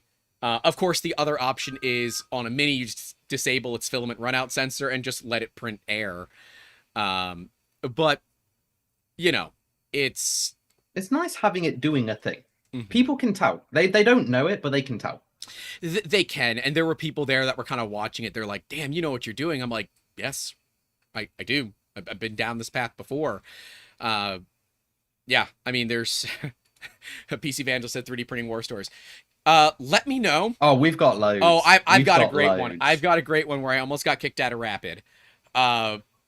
If you all want to hear that, tell me in the chat, and I'll tell my war story of almost getting kicked out of Rapid by 3D Systems when it was in Orlando. So if you want to hear that story, let me know in the chat, and we'll tell it to you. But um, I do believe that it is possible to get both, optical clarity and technical accuracy. But I often believe that each customer will have a different opinion as to what perfect means, right? So for the And it also comes down to the effort required. Like getting both, it's easy to get one. It's very costly to get both. Mm-hmm. Like, take this scene that you've been giving me advice on over the last 4 and a bit days, just for a scene. That is trying to get both, is optical clarity and perfection. Yes, you are. Like, it would be stupid simple just to up one setting and dropping the quality in a different area to fix the entire issue. Yep. And I do feel a little bit foolish that I am trying to go for perfect. When in reality, not everybody wants it. A lot of the people that look at machinery that are running 0.6 nozzles and be like, yeah, no, I'm not going to print it 50 or 80 micron layers. It's unreasonable. But there are some people that'll say, I want that. And that's where Luke comes in and says, some of our customers are unreasonable, so we customize it for them. So I look at it and say, if, let's say you're building a machine with a tube on it, and a tube comes with a 0.6. Well, if there's a customer that How long's the melt chamber on a tube? Very long. I don't know. It's just long. Luke, I'm sure will tell us, but the answer is long. You can look at it and say, well, we can spend all this time to make it 52 work. mil. Yeah, 52 mil. Like, we can spend all this time and make it work for them, or we can just put a 0.4 in it and it does exactly what they want. It's not going to reach the speeds that they want, but they care more about layer height than they do about speed. See, even saying that winds me up, because one of the issues I'm having is this behavior only shows up at ultra low layer heights. I've got a 0.6 nozzle and I'm trying to print 0.1 layer heights. You shouldn't do that. It's not a good thing. Like, it's stupid. You shouldn't do that. I told you this from the beginning. You shouldn't do this. You're gonna, and that's why I feel like I'm just chasing stupid settings where I could just be like, oh, just change the nozzle. The polymer properties. Raise the layer height. Dude, the polymer properties matter so much. And oh yeah, he's trying to do this with PETG, a notoriously sticky material that notoriously has issues with de-retraction because it's sticky. Like, yeah, you're putting yourself in a situation where the vast majority of people that would do this would be more than happy with a 0.4. So, yeah. Because that's like the thing is, I'm just sat there going, well, our customer base, they buy Markforged, and Markforged goes down to this, but also Markforged does a 0.4 nozzle, and I'm trying to get perfect, like give them everything, and in reality, I'm just shooting myself in the foot over and over and over again, just so that I can be like, oh yes, we can do that. And this is why it's just because they're not educated. They're not educated to know a 0.1 layer height is stupid in the first place. Nothing they do in carbon fiber needs a 0.1 layer height. Ever. No. God, that's just clog. That's asking for clogs. Exactly. Yeah, you're just asking for clogs. And see, Luke says he gives you permission to swap the nozzle. It's why I love the way I have my XL set up. My XL is set up with 3 0.4s and 2 0.6s. So I can do multi-material in either side, but I can also do multi-nozzle. So let's say we have a customer that wants like a low layer height, and you there's on the Mark IV behind me, you can't see it in this shot, but there's a Mark IV behind me with parts that are printed at 50 micron layer height on a 0.4 nozzle, but the infill's at 200 microns. So it's infill every 4 layers, right? And on the XL, I can just set the exterior perimeter to be 50 microns and everything else be 200 microns or 300 or 400 microns and use a 0.4 and a 0.6 in the same. And that's why I want to see C2 with an index, so I can do that kind of stuff too, where we can take advantage of high speed, high flow nozzles where it makes sense, but get the surface quality and finish of a 0.4. So there are ways to get optical clarity and technical accuracy, but it requires kind of cheating. In my opinion, it is easily possible, but it requires a tool changer or nozzle changer 3D printer, and then it becomes very easy. Once you have the ability to swap nozzle sizes mid-print, this becomes incredibly simple. Incredibly simple. Yeah, because that's literally what I'm dealing with is for anyone watching, I chose 0.6 as the default. Yep. Our printer is huge. It is a 350, it went up again, 350 in the X, Size 390 queen. By 400. I'm eking it out. Also, you're going to love this. Complete hot end rebuild, including rewiring, 2 minutes and 80 seconds. 80 seconds? 40 seconds. I was going to say 80 seconds would make it 3 minutes and 20 seconds. 3 minutes and 20. No, it was 2 minutes and 40 seconds. Okay. Complete rebuild. Like we are so happy with it. And then I'm like, bollocks, I chose a 0.6 because for those speeds we're printing at, 0.6 makes sense. So you need it. It keeps doesn't. It keeps the back pressure. And literally, I said, Jacob, what you need is you need an option for like high speed or high detail. And the customer will make the decision. And what's the change for high speed versus high detail? It's a 0.4 versus a 0.6. That's it. That's the only difference. Yeah. And what you do is you say, here's your slicer profiles. This is your 0.4 slicer profile. And this is your 0.6. If you're running a 0.4, it's not going to let you go above 0.3 millimeter. If you're running a 0.6, it's not going to let you go below 0.2 or 0.15. Go 0.2. Don't go below 0.2. Right? That's what makes sense. And then you provide, like what Luke says, this is what you do. Right? You do custom solutions for each client because as a bespoke manufacturer, you're not holding more than maybe one machine in inventory, and that could be even pushing it. You're likely making these to order. Oh no, they're made to order. Yeah, my understanding is all Construct 3D machines are made to order. That use case scenario says that it's very simple to modify the machine, modify the slicer settings, modify everything for each customer. And for the price point, great. They can even pay if they want to get, a custom thing, right? So modifying it for their specific print settings to me makes the most sense. But,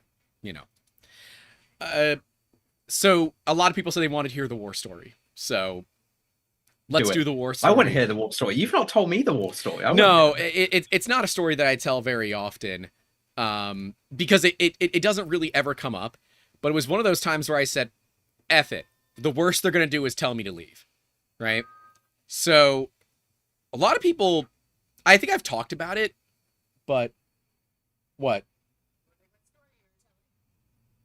We weren't together back then, so you won't know it. Well, maybe if you listen to the podcast, you'll hear it. Amber. Say hi for me. Yeah, Jacob says hi. Yeah, I know, Amber. I know. So this was back in 20... When was Rapid in Orlando? Because that was the year that it was. When was Rapid in Orlando? Rapid TCT Orlando.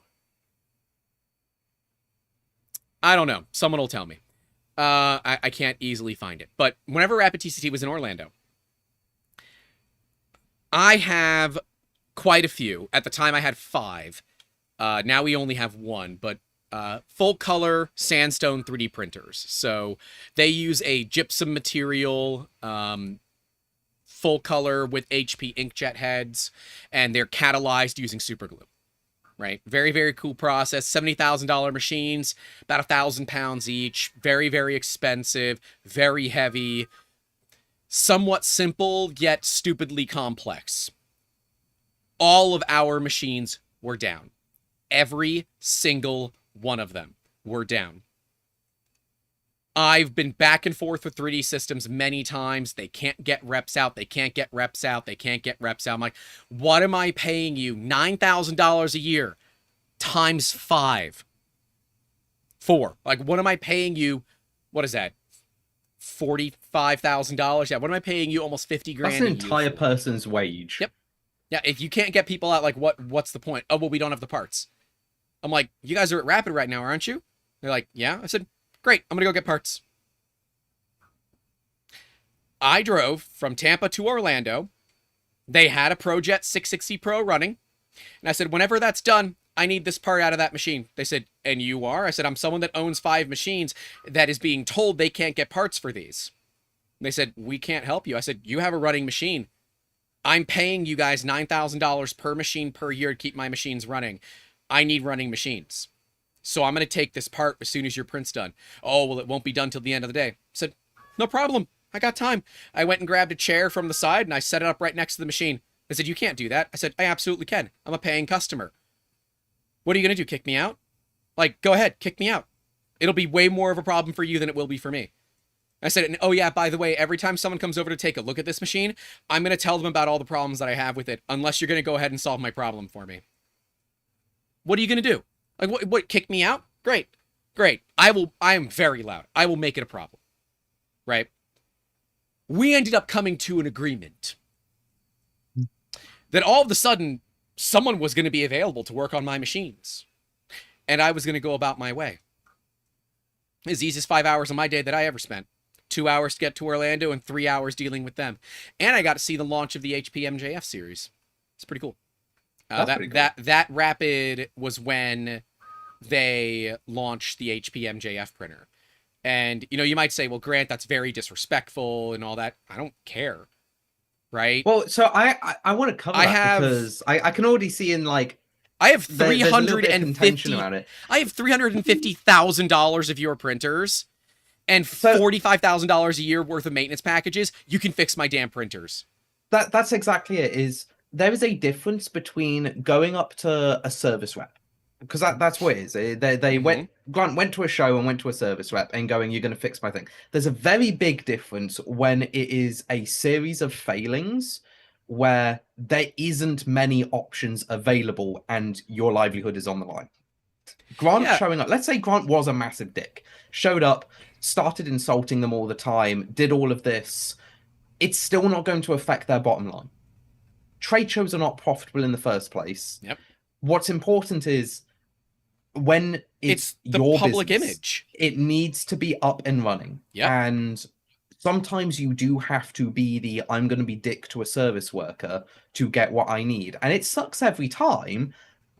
But you still have to do that sometimes. I was respectfully disrespectful in the way that I said, look, you can solve this problem for me that I'm paying you a lot of money a year to solve, or I'm going to make more problems for you. We're happy to have a back and forth here, but I promise you, you're a publicly traded company. I own enough of your stock that I'm able to go to your shareholder meetings. I will make this a problem if I have to. Trust me, it will not be the first time I've been to shareholder meetings, and it will not, as of that time, be the last time that I ever show up to shareholder meetings either. I don't care. Like, you guys have earnings coming up. I'll be there. Like, I've literally done the same. Like, there is a reason we do not show up to some shows. Big ones for the industry. There is a on a complete unrelated tangent, just in case people want to link things together, but there is a reason we do not go to TCT in the UK anymore. Oh, see, I love going to Rapid. It's a great, at least in the States, Rapid it's a great show. Well, it's the same. TCT, Rapid TCT however, is the same in the States. In the UK is different. Mm-hmm. And while I will not get into why, because I do like the people that work there, and I think the show does have a place. I think we should move past this. I think it's smarter. There is a reason we don't go. I think it's smarter for us just to move past whatever you're about to say and just ignore the fact. Oh no, that was it. Okay. It's the whole point of sometimes you have to be a dick to get what you want. And well, thankfully, the show organizers sided with me. 3D Systems called the show organizers, and they're like, you're telling us that you have 5 of their $70,000 machines. And that's $70,000 empty, by the way. About 86 grand if you want them fully, like, brand new and filled with material. So I'm erring on the low side. You have full service packages for all of them, and they're telling you they can't fix your machines. I'm like, that is correct. And they said, and you're only doing this? I'm like, yeah. They said, sounds like you're well within your right to us. They said, you have a ticket, right? I said, yep, here's my ticket. And it was one of them, like where the other, like where the booths will say, oh yeah, hey, come to Rapid as our guest. I did it as the guest of 3D Systems. That's quite And I, funny. I still own a couple of shares of 3D Systems to this day. And it literally owning their stock was for the pure purpose of saying, I am a co-owner of this business. You need to take care of me as a shareholder is your fiduciary responsibility. And, if we don't get this taken care of, I will be left with no choice. I will have to go to a shareholder meeting and tell the other shareholders how my experience with the company has been because you're not taking care of me. It's why And I I think own one stock really, in all major carriers, like shipping carriers that are publicly yep, traded. I own at least a share of every one of them. that's quite smart to be fair. Yep, it's terrible that we have to go to lengths like that to get, um, the level that we are. But like, I wasn't even chasing the dragon of a perfect print back then. I was chasing the dragon of operational equipment, You which, can turn the machine on. That is a requirement. well, the machine would turn on. It would just instantly error out. And so after that day, I said, I'm done paying 3D Systems $9,000 a year per machine. What we ended up doing is we kept one parts only service contract so that I could just have parts. And then I became my own maintenance tech. And thankfully, the maintenance techs, I will not give out their names, but they are saints as far as I'm concerned. They would not only teach me how to do it myself, they would let me review the service manuals so that we could see how it's done and learn how to fix it so that we could say, all right, we need to carry this part, this part, this part, and this part in inventory at all times. So we would buy the parts at cost because 3D Systems would not send you parts unless you could prove you had an error, time-stamped error, by the way. So it was even further complicated. So we maintained an inventory of the most common failure parts, and we learned how to replace them ourselves. This is much easier on consumer grade and even business class 3D printers because they're not expensive enough that it matters. Like if a Centauri Carbon has a massive failure, I'm just going to buy another Centauri Carbon. It's $300. It's literally not worth my time to fix it. If I have a Construct 2 that has an issue, I'm going to try to look at it myself. And then if I can't, I'm going to go to you and say, hey, Jacob, this is what's going on. This is what I need to do. And that's when things start to matter. Companies that care about their customers are ones that I will stick with for years, right? That's the kind of thing that matters to me. And when the service techs understand the position that I'm in and they teach me how to do it myself, I've now become my own warranty and I don't need the company anymore to support me.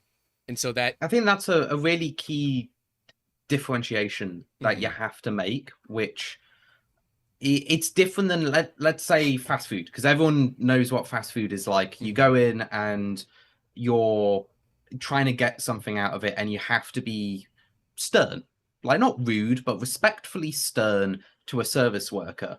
A lot of people be like, oh, you can't do that, it's just their job and all this. Unfortunately, and this is the thing, when it's business to business, you have to make a mental block and go, I'm not dealing with the person anymore. The person in front of me isn't who I'm dealing with. I'm dealing with the entity behind them. Like the person is just a tentacle. It's just a single thing that that company can control. You are interacting with the Cthulhian entity behind the scene, not the face that is talking to you. And that is something that when you're dealing business to business, it's a learning experience. it Like I is. used to treat, well, I still treat service workers very well. I think that they are massively underpaid for what they do, and especially when they take the brunt of the complaints. But as a business to business, you also have to now start going, well, when's the time do I make their life a bit difficult because I need to get something now? And it's less about talking to the person, it's making the steps required to get the output. And it Yep. sucks. It does suck because you have to turn your human side off. You have to go into corporate entity dickhead mode. But you have to do it sometimes. It is And in sometimes this needed. case, it's directly that. It's Grant had to show up and make somebody's day worse Yep. because the entity behind them was dragging their feet. Yeah, and And I it make just it has to happen. anytime that you're in a situation like that where you are frustrated and you're talking to someone who is very clearly not a decision maker, or not someone that can actually solve your problem, you need to start it off by saying, I am frustrated. I want you to know ahead of time that any frustration that comes through on the call, the meeting, whatever it is not directed at you. It is directed at your employer. Note that I know this is not your fault. I recognize that your ability to assist me is limited at best. And all I'm trying to do is have you help me kick the can down the road and get me to the right person that matters. You will catch so many more flies that way because you're hunting with honey and not vinegar. When people understand that, like, people that yell at technicians over the phone piss me off so much. It's like, these people are not, one, not getting paid enough to deal with your crap, but two, they can't solve your problem. What they can do is keep you from getting the help that you need, right? People that get mad at servers and, oh, because the kitchen screwed up the food. That's somehow the server's fault. Oh, your steak was cooked medium instead of medium rare. That's not the server's fault. Get their attention. Let them know what happened. Let them know that this does not impact them whatsoever. You will get a better experience overall, period. You catch more flies with honey than vinegar every single time. So when I went there, the first thing that I did was make sure that the people there that I knew that I was going to talk to knew that it's not their fault. I know it's not their fault. I'm just really pissed because I have $500,000 of paperweights right now that are more useful to me to tie it to a boat and yeet it into the ocean and use it as an anchor than it is in my shop currently. And when you are relying on this to make money and downtime equals lost business, this becomes an actual, what is my opportunity cost of trying to get these machines up and running? And I have on record the vice president of sales for 3D Systems corporate saying, if you want these machines to work, buy more. And that is That's not a good sign. It's the wrong way to approach it. I'm sorry, if somebody said that to me, you've lost a customer. Oh, well, I couldn't. There was nowhere else to go, right? The Stratasys J series had not come out yet. Mamaki had not even started on the 3D printer area. And the only other decent full color printer on the market was the M-Core Iris, which is a paper printer. It literally uses paper and glues individual layers of paper together. The problem with the M-Core Iris at the time was it could easily have a layer shift where the paper didn't align well, and there was no way to know until after the print was completed. It had no way to tell you that. So when I ordered sample parts from M-Core, one of those sample parts had a shifted layer. And I called my sales rep and I said, how the hell are you guys shipping parts with shifted layers like this? And it was like one of the shadow layers, so it really didn't look right. And I'm like, I literally bought these parts through you. You didn't even take the time to get them shipped to you first to make sure they were okay before shipping them to me. Like, brother, you just lost a $50,000 sale. Actually, this brings us really nicely onto one of our actual topics, not even a war story topic, was print services and the quality of the parts they pump out. You want me? I think I still have that part. You want me to go get it? Oh my God, that'll be so good. Okay, you take over. I'm going to go see if I can find the part. Pretty certain I know where it is. Okay, cool.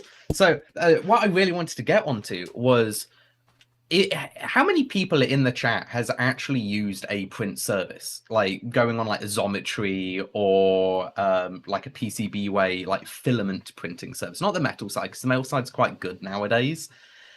But I found like the filament printing service sucks. Like the actual quality that comes out is either in the wrong orientation because they just generically put the part in a slice and they were like, oh, that's good enough. They don't work that well. And the quality is just kind of meh. And I think that is such a bad thing for the industry because, again, this is like going back to that conversation of what is perfect. And if you draw that line of what is perfect is just straight up a print service quality, which in my opinion should be as good to perfect as it can be, you're relying on their service to give you a part, and then it's bad. Like, is that what we should be aiming for as an industry? Is make the slicer profiles the equivalent of a print service profile? Like, it just doesn't sit right with me, like at all. And it feels like if you're tracing perfect on a machine, like you want to buy a machine and you want it to produce good parts, it should at least be better than a print service. But then you could conversely argue that a print service is the higher quality that you should be aiming for. And it just, I don't know. I'm assuming you didn't hear any of my little rant, did you, No, Gone? I have to take my Okay, headphones off when so I leave my quickly, I went on to print servicing. desk. Like, the quality of a print service, do you agree, should be better than what you traditionally get out of your own equipment? Like, if you go and like give a filament part, specifically not metal or powder, but filament, it should come back better than you could probably do it yourself on a cheaper machine. But from my Mm, experience, they've always come back ass, like bad quality, bad orientation. They've so just thrown it in, added support material everywhere, and it's come out terrible. kind of. So like we're a service bureau, right? So I can speak to this. Like you guys see, we use consumer and Mm. prosumer grade machines.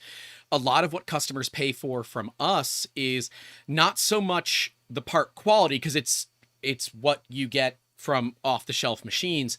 They pay for the expertise to know where it matters, right? We have customers that pay for us because they know we're good, we're trustworthy, we put tolerance readings on everything, we guarantee the quality of the work that we do. That's why they work with us. For others, so when you're looking at like the big service bureaus like a Xometry, Proto Labs, that kind of stuff, they're likely using Stratasys FDM, and then yes, you're going to deal with like what the minimal amount of the slicer that it can do for you. And there are companies that will push, and I can see that people have talked about them. I do not want to mention a company specifically, the low cost provider that people are talking about, but I mean, I guess we can. Slant's a low cost provider.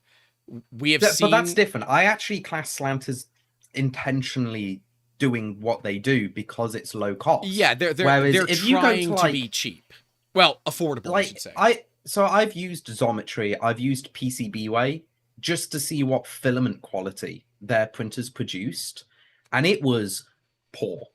It was just straight up. I wouldn't use that part in any way, and it sucks. Where I would assume if I'm using a print service, I can get a usable part out of it.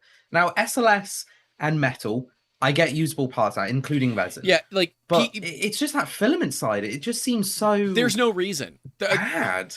I mean, I've said this before, but like when people come to us and they say, I'm just looking for the lowest cost provider, we just no bid the project. We don't, it's not worth my time. I know we're not going to be the low cost provider. You come to us not because you want something cheap, but because you want a solution. That's why you work with us. You work with us because you want a solution, not because you want it cheap. If you wanted it cheap, there's plenty of other people for you to work with. PCBWay might be one of them. They reached out again to sponsor the channel. Ooh. But yeah, I can say confidently that Push them towards the podcast, maybe. maybe Mhm. I can say confidently that on the SLS MJF side, very few people in this chat could beat the quality of anybody out there because pretty much I would guess that there's very few people in the chat that have SLS or MJF available. So you will be required to outsource it. In fact, I've got somewhere. This whole shop, I've turned it upside down recently, but I should have MJF. Yeah, like Kaggle 3D has said, the print it forward service by Voron are always top quality. That's exactly what I'm getting at. If you can do a printed forward surface and it's 3 times better than a paid for print service provider, why the hell are they even offering it? Here you go. This is from a major service bureau. You all might look at this and say, "Oh, that part quality looks like crap." It's powdered nylon, Bad. guys. This Yeah, is that's not bad. well, so you can actually see there's still It's just some. undyed is all. Well, yeah, but there's also some raw powder still in there, and I pay for these. I get a better deal because I tell them, "Hey, just do your best. I don't really care. These are fan ducts. Like I don't. The fan's gonna blow the powder out. I don't have to worry about it. But like these come off of an HP MJF printer that are about $250,000 each. You know, I got a buddy who lets me use spare machine space for very, very little money. But yeah, we were talking about the M Core. I can't find the specific one with the shift, which tells me it's probably in my car. But these are both M Core paper 3D prints, so we'll show these off here in just a second. Millennium Machine Works with the 5 pounds says, "Hey Grant, cool being on stream with you last night. That was awesome." Yes, it was. Thank you for being a part of that, dude. That was super cool. How Yeah, was the stream last night? I unfortunately couldn't make it. It was I was good. in the factory working. it's good. I mean, they raised. So I left at like 7:30. It started at 2. They were at like 5,500 or so when I left, and they raised just a little over 7K. So Wow. that was great. Huge congrats, guys. Yeah, it was awesome. And that was on Nomad's Galaxy's channel for the Trevor Project. But this is a full color paper 3D print. So the part is actually made of stacked layers of paper. You can even see the VFAs in that. It uses a drag knife to cut it. So this is what happens when you only coat the top surface. The bottom surface is not coated the same way, and this is only a single. Oh, I guess there's a layer shift in this. Look at that. You can even see, you can see it. You see it toward the I can see the it. top 3/4. I can see it. There's a bit of a layer shift. This one is pure white, so this is just the pure paper on its own. So this was for us to check the quality of the paper itself. And you can even see where at one point I tore one of the layers off to see how well it was stuck. It's a really cool process. Doug Dreams Void is asking if it is recyclable. No, it is not. I'm assuming the adhesives. It's the adhesive, Make it yeah. not recyclable. But it is the most satisfying support removal you will ever have. Because the part, and I know SLS is very satisfying, this is way more satisfying. Because it comes out in a block, which you would normally call a cake in SLS, but it's not. It's a block of paper, so it's very heavy. It only glues the areas that need to be glued, and then it cuts cubes for everything else. So you're just like pulling off paper from this, and it's just like if you used a one of the tricks for heavy parts was to use like a leaf blower and just blow the excess paper off of it. And so like the stuff that didn't have glue or dye on it was easily recyclable, and that was the trick. You could recycle your media, but we went with the 3D Systems method because you could also recycle the unused powder. You didn't have to throw it away. You could reuse it.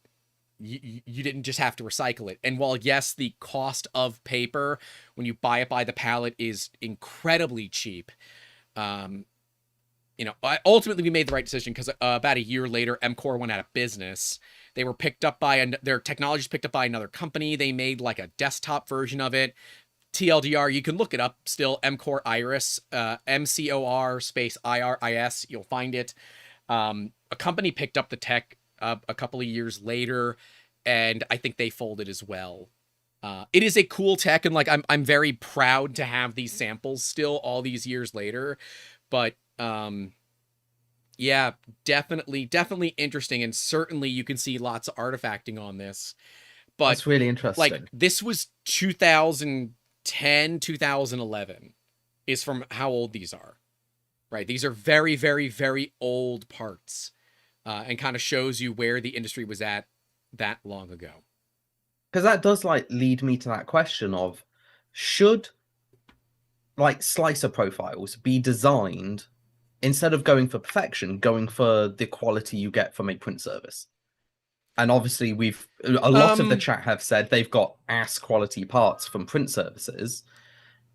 It, if I a print service is happy with it, is that the level of quality you should be looking at? Because if well, so, we get it all the time. We get military contractors coming to us, mhm. and they gone, "We used this print service. They gave us this part. Can you do it just so they can have a comparison?" And obviously, we floor them every time because a filament printed thing generally is bad. But if the military are paying low, so I won't say the part because the part's under NDA, but it's a small part. Basically, it's a looks similar to a bearing. Like it's got that weird T-shaped, like flanged bottom with a part. They come to us and they're like, "Oh yeah, we spend $250 each on this part." And I look to go, "There's £2 of material. It's £2 of material. It's in a generic material. It's not even a So, V0 material." so And I looked at it and I go, the quality of what they're paying for, not even the price point, because they're military. You put a zero on the end, they don't care. They every want the part, they time, want the job. zero at the end of military jobs every time. But the quality you look at and you go, that's crap. Like I wouldn't even be happy to show this to another person asking for a replacement for it. It's just poor. And they were happy with it. They buy like hundreds a month of this one part from a print service, Mhm. and they're happy. Because Is that the quality you should aim for, you or should aim for the like from quality like that's saying up required. things? You aim for what's required, right? If customers need something that is insanely high detail, do it in resin, right? If they need something that is strong and resilient, do it out of nylon, right? Yes, those of you that own 3D printers might look at what a service bureau kicks out and say, this is crap. But I want you to remember that that service bureau is a is likely making way more money than you are. Right? So they figured out a good relation between price and performance. Now, is that rude? No, it's fact. Right? You get a part from Proto Labs. Proto Labs is a publicly traded company. They are making more revenue than you. Right? They're making more sales. I don't know if they're making more revenue. They're making more sales than you. Pretty much guaranteed. Right? But is their part quality better? Don't know. Depends on what they use, what the settings are. Depends on what else is being printed on that sheet. Like when we so I have a buddy that does firearm accessories with an HP MJF machine. And he said, "You don't care what else I print in there, do you?" I said, "No, as long as my parts don't fuse to theirs, which you're more concerned about than I am. Like, I don't care. These are internal parts. I don't care how they look." He's like, "Great. Yeah, I'm just going to, I'll hit it with the air blast. You'll probably have some raw powder in there. If you're feeling zesty, just, go through and hit it with air again and it'll be fine for your use case." I'm like, "Great." And he charges me like 20% above cost. Like it's nothing. I pay next to and powdered nylon is dirt cheap for those that don't know. I look at that and say, I don't really care if the quality's perfect. It doesn't matter to me. It matters to me that it's functional and it's nylon. That's what I care about. Where if I cared about like the hardcore quality, then I would go to someone who is using perfect powder every single time. Like they're not they're not reusing any of their powder. They're throwing it all out. They are tumbling and vapor smoothing and dyeing everything, right? I would go to someone who's doing the part quality of Bondtech rather than, the part quality of, the spare space in a company that does firearms, they make like handguards and things like that for ARs, right? I don't want to say the company because I don't need him to be inundated with crap, but I have that relationship where if I take those same files and I upload them to, let's even say, a low cost provider online like a PCB way, it's still close to double what I pay. Because that's like the interesting question is, Mm-hmm. obviously I keep bringing it back to I am making settings because that's the nice topic marker of I am Yeah. making settings, at which point is it good enough? Where is a print services quality what I should be aiming for as the bare minimum? Or the middle ground? Is that good enough? Is getting it so the seam isn't perfect or the top surface isn't perfect? Like, at which point should people stop trying to get perfection? Where if it's good enough for a industry where they are chugging parts out and you look at it go, it's a bit ass, Yep. but they're happy with that and they earn a lot of money, is that good enough? I don't know. Like, I know that I'm the worst person to ask this question to, because I'm always, no, it's not good enough. If the You could give me a customers, perfect part and I'll go, no, make it faster. if the Like, customers are I'm the happy, Honda of your car needs to be 500 grams lighter, scrape bits of paint off the areas you can't see levels of perfection. That's me. That's not healthy, but I am aware of that. The question is, where should I be? so here's the way I see it. If the customers are happy and they don't complain, then everything is fine. Right? That is exactly how I see it. We have a customer, am I under an NDA for that? Let's assume Don't say I it just am. in case, though. Let's assume I am. It's not really a big deal. Like, it's nothing specific. It's a trophy. It's a very nice trophy for a very famous golf course, relatively local to the Tampa Bay area. That's all I'll go with. It is a stop on the PGA Tour. Okay, I'll tell you that. I mean, I've got photos of it on my website. I know I can talk about it. We make the Copperhead trophy, and we've made it for years. Like, we make them all the time. Yeah, it's a very nice. If you like golf, the Copperhead. It's in Palm something, Florida. It's like an hour away. The golf course is right next to where I used to get my spine injections. But they have a huge Copperhead. It's the golf course is Innisbrook. It's the golf course at Innisbrook, but it's known as the Copperhead. Okay, we do a trophy for that all the time, and they reached out again this year. They're like, "Hey, we want to get one." I'm like, okay, yeah. Hey, I have to raise your price a little bit. Expenses have gone up, but you're going to get a significantly higher quality print than you have in years past. Technology has gotten better, print quality has gotten better, and because speed has gotten better, we're able to give them better print quality in roughly the same amount of time. So the only thing that goes up for us is our cost of labor. Now, it does use a little bit more filament, but I'm not going to go... Instead of using like 800 grams, now it uses like 1.2 kilos. I don't care. It's good enough for my math. But they're like, oh, that's awesome. Because we also sand, prime, and paint them for it. Like, we do all the work for them. And that project, I'm now like, ooh, I'm not going to have to do as much work this time. That's great. That's what I want. And so I look at that and say, well, that's what new tech has done. They were happy with the old tech and the old quality and all of that. They were happy with all of that. Now they get newer tech, which is better in every way, higher quality prints. We can go to lower layer lines, still run the same speeds. With the proper amount of input shaping and tuning, we can get rid of any VFAs that exist, which makes my life easier on the sanding, priming, and painting side of it.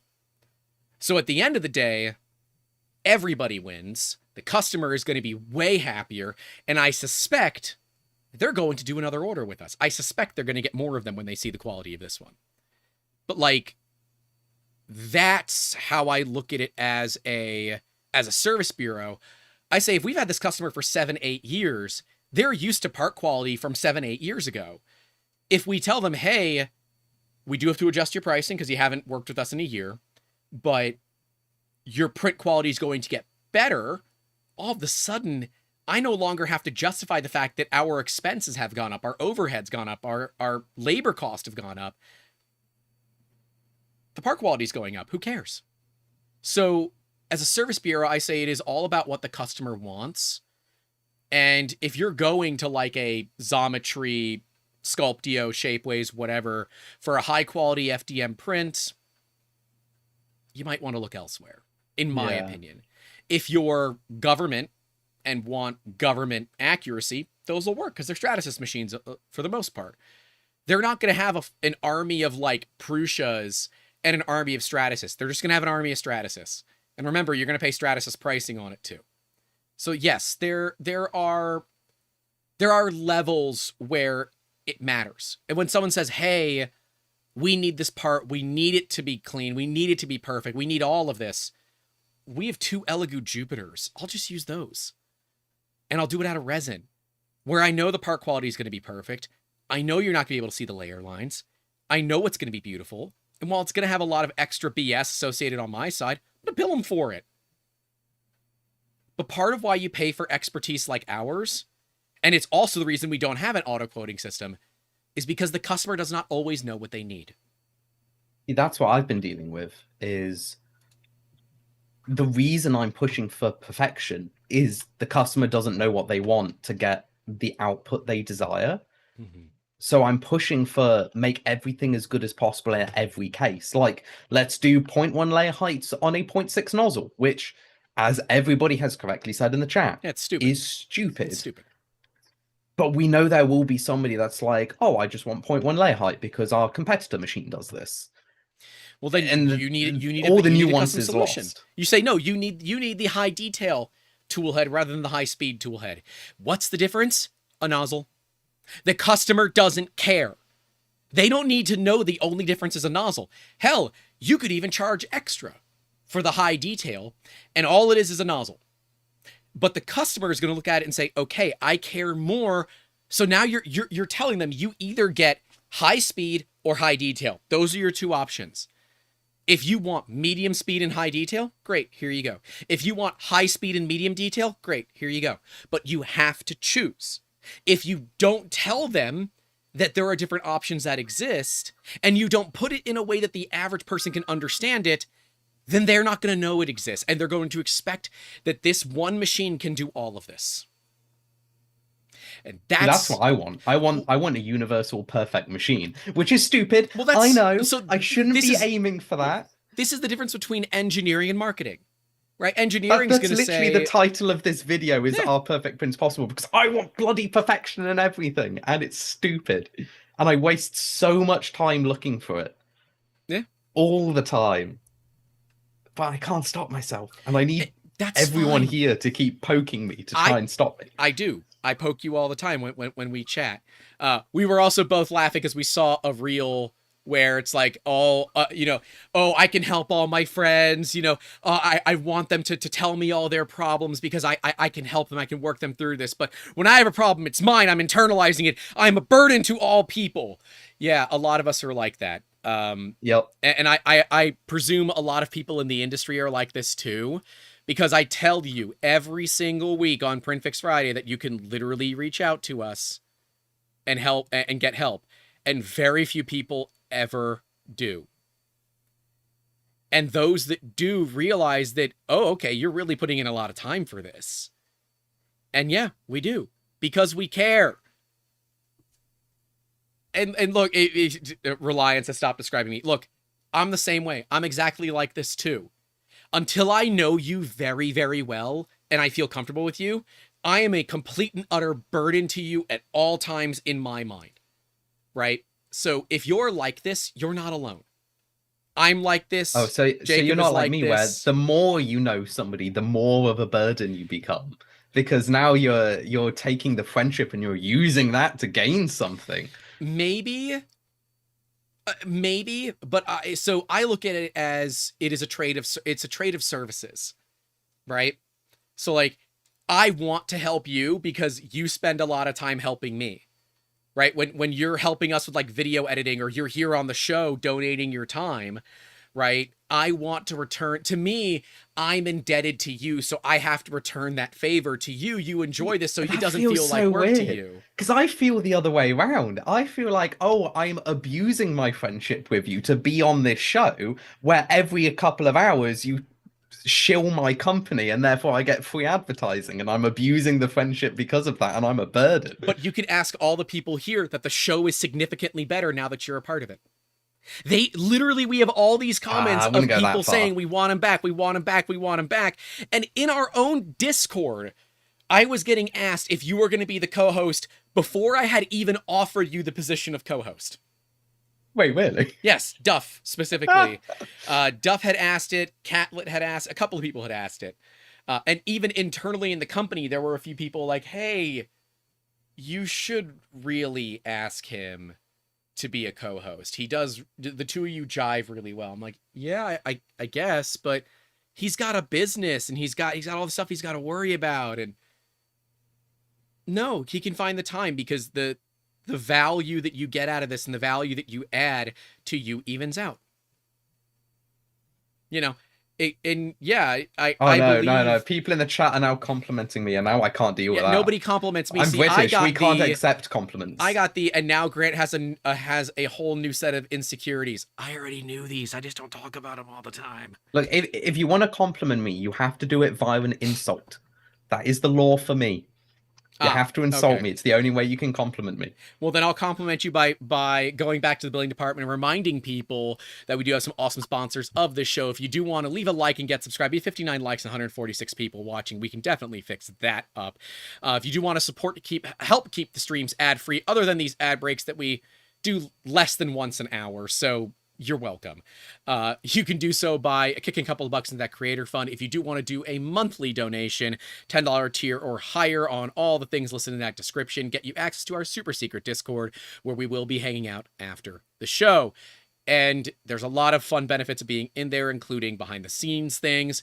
There is over 2 hours of 360 content that is uploaded to YouTube. I need to review one of them and I'm waiting for approval on the other, and then it will go live to all of our paid backers. But a lot of them saw me doing the editing of it the other day because we were doing it live in the server. We have awesome people that support us as well. Companies like Printed Solid, where you can get some awesome made in America Jesse filament, made in Newark-ish, Delaware. They're moving, so it's Newark-ish now. Wilmington, I think, is where they're moving to. As far as I'm aware, that's public. And if it's not, oopsie doodles. You can enter to win in the pinned chat message. It is US only, but if you're outside of the US, you'll win a shirt, or we'll donate the we'll donate the entire value of the shirt to a charity of your choosing. Huge thank you to Construct 3D as well for sponsoring the show, the UK's fastest 3D printer and the first bamboo 3D printer out there. If you do want to get a business class machine for a business class environment, you can reach out to construct-3d.com, click the link in that description down below, and learn all about the machines they have to offer. But I highly, highly, highly recommend placing a pre-order for the C2. Knowing what I know about that machine, things that I absolutely cannot discuss here on this show, it is going to adjust the way that people look at sub $10,000 3D printers when this thing becomes public. And I'm very excited to see how the industry, is adjusting. I don't think they're ready. They're not ready. I love to leak little things about the printer in the Discord, but I will leak one little thing to the chat right now. The limitation for speed is now no longer the extruder. It's the heater. We have consumed 100 watts of heat and it cools the nozzle down. That is how much flow rate we are now able to get out of a machine that has better than industrial capable tolerancing. Yep. You're not ready for it at all. It's a very cool machine. So like, subscribe. Don't worry. We will absolutely be featuring it on the channel. Guaranteed. Because if one doesn't show up here, I'll just show up at his really the front door of your house, because I know where you live, but at the front door of your shop, so you can slam the door in my face one more time. Dreams Void says leaking in public, you should go see a doctor. At least you can afford that. Always have to do a little dig to the healthcare. So yeah, I look at the part quality I've seen off the C2. And I'm impressed. I'm impressed with how fast the prints are for the part quality that I'm seeing. And sure. Well, I told you the acceleration and jerk values. Yeah. And you were like, nah. Yeah. Nah. No, I'm like, dude, that's way too high. He's like, nope, we're accurate. Works great. I'm like, seriously? He's like, yep. Oh, the XL's Here's a part. done. Sorry, I just heard it park the tool head. So the I just XL's heard done. it do Yeah. the little tune it Click. does. Yep. Nope. That's it. That's the final of 8 pieces. The XL has been going 24 hours a day, 7 days a week for the last, well, 24 hours a day for the last 4 days straight. It has had less than 5 minutes of cooldown in between parts. That poor machine. I kind of want you to, I know you can't because they're your files, but I kind of want you to send me one of the files and I can tell you how long it will take. Oh, dude, it's the on most. the C2. I have one done. This is what it looks like. Like, the part's huge. It's so Well, that gives big. you my answer that it's not under It's NDA so because big. you've shown it on camera. It's Count Binface! Yeah, I'm Count Binface. You have no idea who that is. Do you know who Count Binface Yes, is? yes, I do. Good. But yes, it's so big. I can almost. Can I fit my shoulders in it? I can almost fit my shoulders in it. That's how big this Don't part break is. the part you just printed. It is 19 inches in diameter. How much material? This weighs over 9 pounds, so it's over 4 kilos. 4 kilos. And yes, I'm totally fine with material? showing this in public because I'm not telling you what it's for. I am under no NDA for this. It's totally fine for me to show this. Cool. What material is it? PLA. In PLA. Okay. Yep. I'm just gonna get an Excel document up where I've got all my flow rate testing. Yep. How does Grant know about Count Binface? Because I'm on the internet. Changing info by 0.01% could make a material difference. Har har. Yes, it could. That actually has pretty heavy infill. It's an inch thick. There's a whole thing about that. But everybody in the project was on such a tight deadline. It was like, no, we don't have time to fix the files. Just get it done. Just get it done. Just get it done. Just get it done. And that's what we did. We got it done. Because that's what we do. In PLA, you said? Yes. 4 kilos in PLA. Yes, I have 2 of them. So 18 hours. 18 hours to consume 4 kilos. Look, I don't have a high flow nozzle on the XL, and there's a pretty serious overhang on this. Like, look at that overhang. Okay. And I wanted to print this support free because there was no way this was getting done on time without it being support free. We had 5 days to do 4 days worth of printing. The client needs the parts this evening. Like, this is it. They're delivering it tomorrow morning. Like, that's how tight the deadline is for this. And I'm charging for it, right? I'm making great money on the project. And the client knows that. Like, I've told the client, I am making very good money on this project because you need it yesterday. And I was willing to stay up until 3 o'clock in the morning to get that done. Because I had to stay up till 3 a.m. to do the switchover. Marcel says, I hear a challenge from Jacob. Sure. And I could have done like 3 of the pieces at a time on the XL. But I didn't because I don't want it to run out of filament. See, the trick is, unless you have a big spool, which are not easy to get last minute, you are going to be dependent on your machine running out of material to be the thing that slows you down. So what we did is we said, we'll do 1 at a time. We'll make them as close to a kilo as possible and hope that a fresh spool is around 1,100 grams, which we were right. It was. There were a couple of times where right at the end I had to switch over, and we did it so that the parts were the one where you can see my face is like 11 and a half hours. All the other ones are 12 hours and 9 minutes each on the XL. With a 0.6 nozzle. Mally asks a really good question is, could you use the tool changer to change spools? Yes, you can. See, I'm still in a gut feel of even with a tool changer or a multi-material system, we don't. You don't want to risk Correct. the slight difference between spool batches. You don't, because you never know which batch your spools are in. It's not even that. That's the one thing I don't worry too much about. I worry way more about the actual machine not being dead nuts aligned. Because if it is off by even a little bit, you'll see it. You'll see it. It'll be obvious. Yeah. It'll be very, very obvious. And just because I don't, and my 2.6, I have a brass 0.6 and a SICK 0.6 from unnamed geometric company in China. I did not want to deal with the 2 different nozzles and all that. So this was the right move for us. It was the right move for the customer. We could have cut it up further, done it on more machines, and got it done faster, but it would have been more labor. This was the perfect storm between labor and accountability. I know the XL is accountable. I know it works. I've got it tuned well. We were running it pretty hard, but I was comfortable with it. And that's, from a business standpoint, that's what I care more about. There's a lot more empty spools behind me than there normally are because of all the spools we were burning through. We were not using all the spools till they were empty. If there was some left over at the end of a print, we took that off. We put it off to the side. We put a brand new fresh roll on. Every single part got a brand new fresh roll because it wasn't worth it. Wasn't worth it. And I have... Is it? It should be in the trash. Yeah, there it is. Because the first time I tried it, it failed. This was what was left over from a roll, and I tried to feed in other filament. It didn't work, and we ended up with a pretty serious gap. And I said, all right, that is like 3.5 hours in the trash.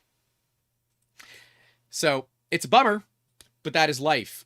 In business, we care way more about time than we do efficiency. I'm happy to have, like, I think I have 5 or 6 partial rolls of black PLA. I'm fine with that. I don't care. I could easily go put that black PLA into my Bamboo AMS and run some black print job that we have, and it'll go through all the spools. No big deal. No problem. So. Interesting. Huh. Okay. Yeah. Yeah. And yes, everyone's YouTube name is now changed. I don't know why Amber's is different. MLV's is the same. Something's going on with YouTube. I don't ask a lot of questions. But yeah, so like this, the customer, it's 0.35 layers as well. The customer was way more concerned about it being done on time than it being perfect. And I said, well, I can guarantee that it's done on time by doing it this way. I can guarantee that it's as close to perfect as humanly possible by doing it this way. That is what I can do. But I can't guarantee it's done on time if we guarantee it pretty. It's like, I don't care about pretty. Okay, no problem. We'll get it done. Those are the best type of print jobs. Yeah. Honestly, they are. Because it just means you can do what you need to do. And we're making good money, but it's not as much as I would want on a job like this. It is a new customer. It's not their fault. Everything has fallen into place at the wrong times. And so I don't necessarily blame them. But I said, here's the deal. I'll eat the price difference on this one. Because normally for a job like this, we would charge double, right? I said, I will eat the difference on this one. But, you know, when it's all done, I want to come down. I want to take photos. I want marketing out of it. And he's like, that's fair. I said, perfect. The marketing to me is worth more. Sam Bazuru, I feel like I know your name because your picture looks familiar. I recognize the picture. Yeah, I just don't recognize the name. In Delaware, Newark is pronounced Newark. In New Jersey, Newark is pronounced Newark. Get the pronunciation right, Grant. I'm from Florida. I don't have to. So, bleh. There's only one Newark, and it's down the road from me. Yeah. Yeah. You need to read John's message. Yeah, did you ask Grant to pronounce some word when he was over? You got to pronounce it now. So the way that my American brain wants to do it is Leicester, but I know that's not right. It should be something around like Luster, something like that. Ooh, that's close. It's close. I'll give you one more go. Maybe it's Leicester. That's very close. Leicester. Yeah, because Leicester and Worcestershire sauce is the thing. Like the internet says it's like wash your sister sauce or something because no one knows how to pronounce it. What is it? We just call it Worcester. Yeah, Worcester. Yeah. Worcestershire. Yeah, it's Worcestershire. That's fine. Yeah, Geordie's got it right. Leicester. But just two syllable paths. I only know this because I've been corrected enough, right? I only know that because I've been corrected enough. The average American would not know how to pronounce that, and they're going to say it's some, commie BS, at least in my area. Um, so let's. It's funny because we've actually touched the what is considered acceptable time, material, price, etc. We've actually touched that pretty well, I Yep. think. We touched used filled filaments. What about material selection? Right, so you're trying to dial in with It's so PETG, hard. and when you do the exact same settings with PLA, it works perfectly fine. But with Yep. PETG, it doesn't work at all, and you're getting rough things. I think that that's because of the PETG and very little to do with your printer or whatever you're working I on. think you're right. So the PTG I'm using at the moment is the 3DQF PTG. Mm-hmm. I absolutely adore it. I know the company very well. The material prints really smoothly, They and should if you print sponsor the it show. slightly too fast, hey, I know you guys watch this every now and again. I'm here. I'm literally shilling you right now. I know the products that are We'll coming out, send and the I'm bill. Don't exceedingly worry. excited for that. But no, like, so I've got the 3DQF PETG. It's got this really nice surface quality to it, where if you print it slightly too fast, it semi-mattes, so you get this nice silken effect to the surface. It's not like a hyper gloss, and it does look gorgeous whilst also being quite hard. Got that nice. It's good PETG. It's really Mm-hmm. good material. I like to standardize on their materials Yeah. because they also tend to be slightly harder to print than other brands. So I went from the 3DQF stuff and I put in a roll that I had left over of early one PETG, and it was night and day different behavior, which also makes it really difficult to try It and decide is. a generic print profile when every brand doesn't tell you the quality of what they put in. And normally I would be like, oh yeah, let's just find a generic brand of PETG and we'll centralize everything on that. But I don't even know what decision to make. Should I find a generic brand or should I find the most difficult? Should I find the one that I'm comfortable with? No, you do Where's the line? you do exactly what every manufacturer does, in my opinion. You have your pre-tuned profiles, then you have a generic profile, and the generic profile is considerably more conservative, but it's effectively guaranteed to work on even the most picky of materials. But you have to make sure that the customer knows what that means and that you recommend using this brand, this brand, and this brand. They don't have to, but you have better tuned profiles for it. Rob And there's Lutter like there's says, other. Oh, real go on. quick, No, no, go on. I'm going places here. Work with Do me. the thing. Do the thing. Rob Lutter says Prushman PETG setting is generally fine for a lot of stuff. Bamboo Basic PETG is on the other end of the spectrum. Both are conservative. Bamboo wants to make PETG matte though every time. There's a reason for this. So this comes down to purity. Not Jonas Brothers purity, but like actual material properties purity. I have spoken with the director of Prusa Polymers. I've seen and witnessed Prusament being made. Hilariously, in the United States. Not allowed to see it in Prague, but I can see it in the US because Printed Solid has a Prusament line in there. And I can tell you that it's pure. I know for a fact But that what is pure? bamboo adds something. We don't know what, but bamboo adds something into their materials to make them flow faster. And that's fine. But that's what bamboo does. So if you're going to run Prushment PLA or Prushment PETG in a bamboo printer, you can't use Bamboo Basic PLA. Bamboo Basic PLA is made just for Bamboo Basic PLA, where all Prusa really does for Prushment is it's a little bit hotter in my experience, and the cooling is a little bit stronger. For all my materials, I normally just run Prushment PETG or PLA or whatever. I run the Prushment variant of it, and I'm even still adding temperature. So, and like Chris Catlett says, for PETG, it will depend on which PETG resin is used. Not even purity, but what PETG resin is used. Some prints at 230, some at 290. And I was going there because I've got 30 kilos of polar white PETG sitting just outside my office right now because we have chosen polar for a big customer that we're working on that needs speed. Polar's PETG, it is pure. I trust Mitch with a lot. Mitch is very open and honest, and is going to be appearing on this week's Print Fix Friday, and I think you guys are going to enjoy it. But Mitch has a very low melt PETG, which means when you print it at regular PETG temps, it flows like water. Ooh. So You want to get him to send me some? I'm always looking for faster filaments. the shipping cost is too high.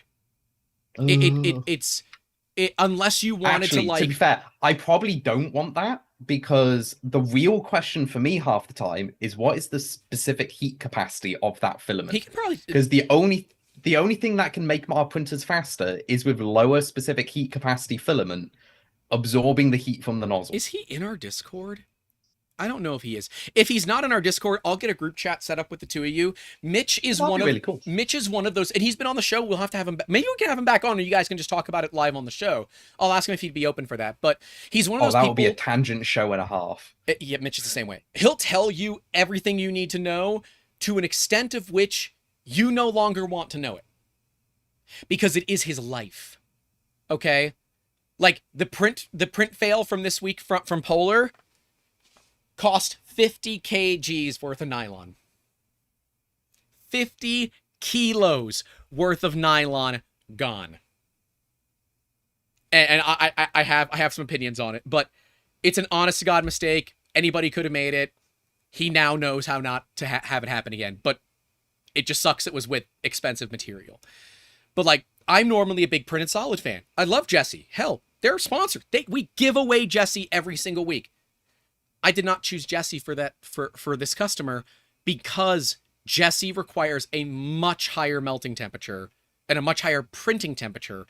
And when you run both of those materials at the same print temperature, which I think is, if you're going to compare materials, you have to compare them at the same temp, because otherwise you're not really comparing apples to apples, right? I was legitimately going to go to that was when making slicer settings, what temperature do you Yep. choose? Because obviously some materials print hot, some materials print cold. Yeah. Sometimes it's disingenuous to actually print them how they should. So, well, that's for why, example, like we could have. So I actually print 3D-QF filament at 2 temperatures. If I'm doing heavy support-based stuff, I will print them colder because it makes support cooling easier to snap them off. Whereas if I'm doing a solid part, I'll raise the temperature because then I get slightly stronger interlayer bonding. And I don't know when I'm making one generic profile, which setting should I use? Like, should I just choose 255 because that's what most other PETGs print at? Even though I know if I really want to get performance out of this material, because the quality of that PETG is so good, I can do 280. It won't burn. It will print gorgeous. this is once But I again could. why I believe that manufacturers should do what Prusa does. Look, Prusa does deserve crap. There are places and times where Prusa deserves crap, and we do our best to make sure they're held responsible. Says the guy wearing a Prusa Mafia shirt. That is literally the one shirt that we don't have for sale, because it's got Joe's dog on it rather than, you can buy the one with my cat on it. You can't buy the one with Buddy on it, just for this is only available to Prusa staff members that reach out to us. We will provide you with a hidden link to buy them. Otherwise, it is not available to the general public, just because I don't want to make money off of Joe's dog. Anyways, I digress. Prusa has speed, structural. They have multiple settings for all of it, right? Prusa says we know it's going to work. If you want speed, temp has to go up. Okay, no big deal. I believe you should set your PETG where any manufacturer PETG will work. Is it perfect? No. Does it work? Yes. If you want perfect, and a customer, because your customers are going to come to you, you're going to talk to them. You can say, hey, what materials are you using, and do you want us to build profiles? If you would like us to build custom profiles for your material, it's going to be, for a C2, $500 plus material costs. I wasn't even getting at that. I was more getting at the, let's say we have, so I'm already making a profile for 3DQF. I've sent them an email. This is my intention, is because they've been so good to us, I want all of their materials as base profiles in C2 when it comes out, just because. But I feel like I need multiple profiles for the same filament, depending on the model. So if it is a model with a lot of overhangs, you generally want to print it slightly colder so it can Yeah, cool rapider. yeah. You want to do it down. So it's almost like I have 3DQF. So this is my naming scheme. I have the printer name, so C2. I have the material, which is PETG, and then the company. So it's C2 PETG 3DQF. Yeah. I almost want another that is C2 PETG 3DQF support material optimized, Hmm. where it changes the temperatures, it lowers the flow rate a bit, but it's designed just to make support material easier to detach. But that is a lot of complexity where now you've got your print slicer settings as well as now your material settings, and you might have three material settings depending on what part you want. Like it could be C2 3DQF PETG high flow, where you just bump that temperature up, you raise the flow rate cap, you push the speed up to max. But then it's getting so granular, it's taking away from what a lot of people expect, which is, at least in the industry, one button click purchase, where they just want to choose a material, choose a setting, and press go. We're almost overloading them with different variants of the same setting. And I don't know where on that line of perfection. Because again, it's perfection. I It's mean, do you want perfect overhangs? Get this setting. Do you want perfect speed? Get this setting. And they're not the same. it's funny. Literally, that's how I have it set up for my XL, for my custom profiles in my XL. I've got PETG main with a PETG main soluble, right? So that is the PETG for the main part with soluble supports, which means I then for the other extruder it is PLA support. So now that is just for PLA support. So what that is a high bed temp for PLA and a low bed temp for PETG.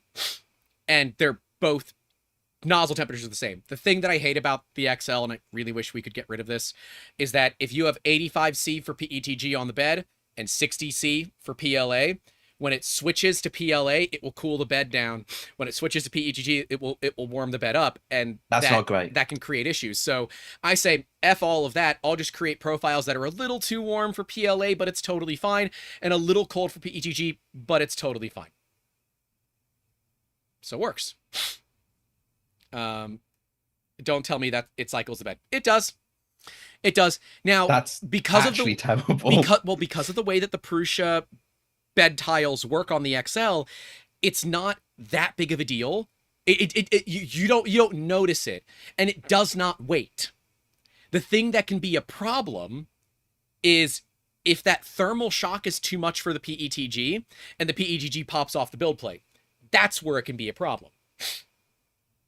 So we just got rid of it, and it works. It works perfectly fine. And Rob Lutter says I only use Bamboo Studio. No, I don't even have Bamboo Studio anymore. But yes, it is. And literally, if you do that, it will warn you and say, "Hey, your bed temps are far apart. Are you sure you want to do this?" Right? Like, are you sure? Joe Clippy will pop up and ask you. So it does warn you to let you know that this is going to be a thing. So you can just fix it in your slicer. I know Prusa now has soluble profiles and all that for multi-material, but I built my own before they had theirs, so I don't use theirs. I haven't even looked at them. I don't even know what they look like. So maybe they fixed it. Don't know. Don't really care. Done it myself. I do it my way. That's been my solution. But I still think that like Prusa profiles are too cold. It's interesting because I think Prusa provides a very, very conservative yet guaranteed basically to work print profile. Yeah. Ooh. Ooh. So I don't know if you've noticed how dark it is behind me right now. Did your power just go out? No. Oh, then no, I don't. It's 3:00 in the afternoon. You can't. The sun's not available. It's the massive thunderstorm outside right now, so you guys will pick it up at some point. Ooh, I'm so jealous. I love thunder. My power I might could go literally out, get but I could get a lawn chair and just sit outside in heavy rain and just watch lightning and thunder go I'll down. make it even better. My back porch has a steel roof. I could sleep under It's that. pretty nice. Well, I mean, you'll get eaten by mosquitoes because it's Florida, but you know, whatever. Ah, Um, but yeah, Luke, I'm happy to work with you to do some testing on the XL if you want, but yeah, it does do that. Um, Let me see. So Zaxman 3D asked if I print ABS ASA on the XL. Haven't needed to. We've got GD plus fours that are not as big as the XL, but we almost never have parts that are that big that need to be ABS or ASA. So yeah, Well, that we just do also it on the also plus four. loops around to the question we had of what materials. And I basically never print an ABS anymore. There's no reason to. There is, especially on the pet line for me, there is so many alternative materials that overlap with Well, others I hate that you could. ABS. I just use ASA now. ABS is awful in the first place, but I don't even print ASA. Because like if you want ASA, well, the reason you get it is UV resistance. Yeah. Well, you can Temperature and get UV. That's why we do it. a PCTG UV resistant version that covers pretty much all the same things, and then it doesn't have the styrene. Sure. So I like most of filament I can actually like boil down to there's four materials, which is PLA, PETG, nylon, and TPU. Everything else is kind of covered by all of them. If you want a very high temperature good, you go down the PETG line and you go just raw PET. If you want something very impact resistance, you go nylon. If you want even more, you end up in TPU. And if you want just structurally looks good, you go PLA. Maybe like being somewhere where we have to worry about UV a lot, ASA is like I keep ASA in stock. Um I would say V0 stuff is ABS, but Prusa has a V0 PETG, so there's that. And yes, glycol's a ruiner of polymers. I know, Luke, I know. Go PET C, What about PCT. oil solvent resistance? Nylon, yeah, nylon, Yeah, nylon, nylon's fine.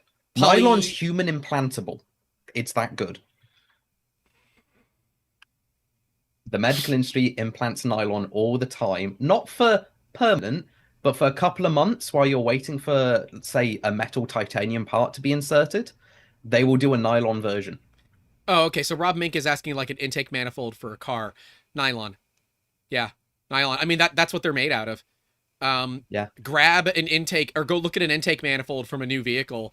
I would almost guarantee you it's PA-GF somewhere between 15 and 30.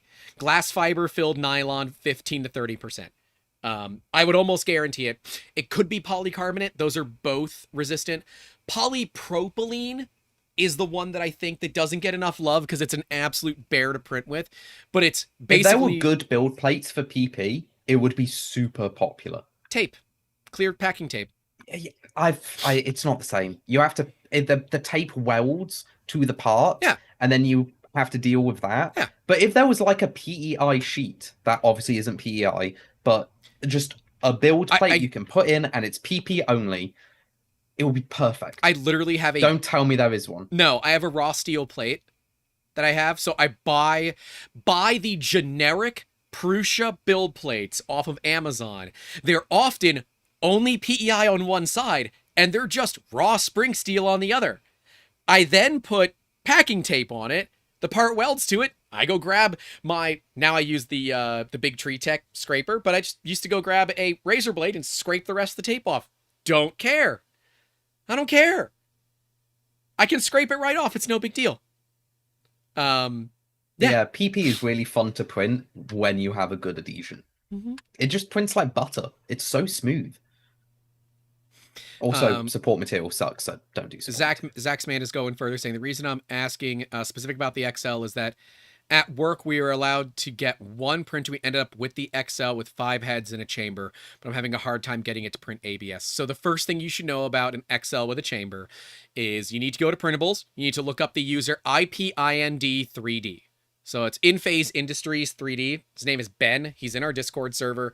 Ben has what I think to be one of the best sets of modifications for Prusa XLs, because in all of Prusa's brilliance, they have the boards running very close to their edge thermally, so you have to cool them down. Specifically the bed, you have to cool the bed board down because it's literally sitting underneath the bed. So if you get your chamber really hot, it's gonna be 20-30 C above chamber ambient temp. So it overheats and it kills your prints sometimes. So you need to Not do great. those. Yeah. And also do the one for the MCU in the back. I don't understand why Prusa never did this. It is something that upsets me as a user, and I've talked about it before. But I think Ben has very good mods for that. If one of the mods want to drop his printables link in the chat, I think it's very valuable for those that run enclosed XLs. If you're trying to get the material to stick, I've been playing around with a build plate from Sliceworks recently. My God, is it good? I do not know why. It is so good. It is thin. It is the thinnest build plate that I own by many, many factors. It is like a quarter of the thickness of a regular build plate. Whatever the hell it's coated with, son of a gun, it sticks like a hot damn. Dude, no brim. No brim on a part that is 364 millimeters wide. Focus, for God's sakes. Thank you. Look at that edge. I'm not gonna lie, that is a clean Look at bottom that. layer. There is no edge warping. None. Zero edge warping on that. How? I have no clue. No clue. Now, I wouldn't have even dared to run that part without a brim. Never releases the part. You have to go through and physically bend it. But son of a gun, welds to it like a hot damn. So you might want to try that. I don't know. Sliceworks did send those to me for testing. I did not pay for them. So I, be open about that. But oh my gosh, so good. Actually, the funny thing with Prusa, with the XL, is when you tell it has a chamber, one of the things it does is it ups the thermal cutoff in software. That's quite Instead cool. of, I think it's normally like 60C, it then ups it to like 85. Just put a fan on it. You'll never deal with the problem again. And with the fan, it helps keep the chamber at a more consistent temperature.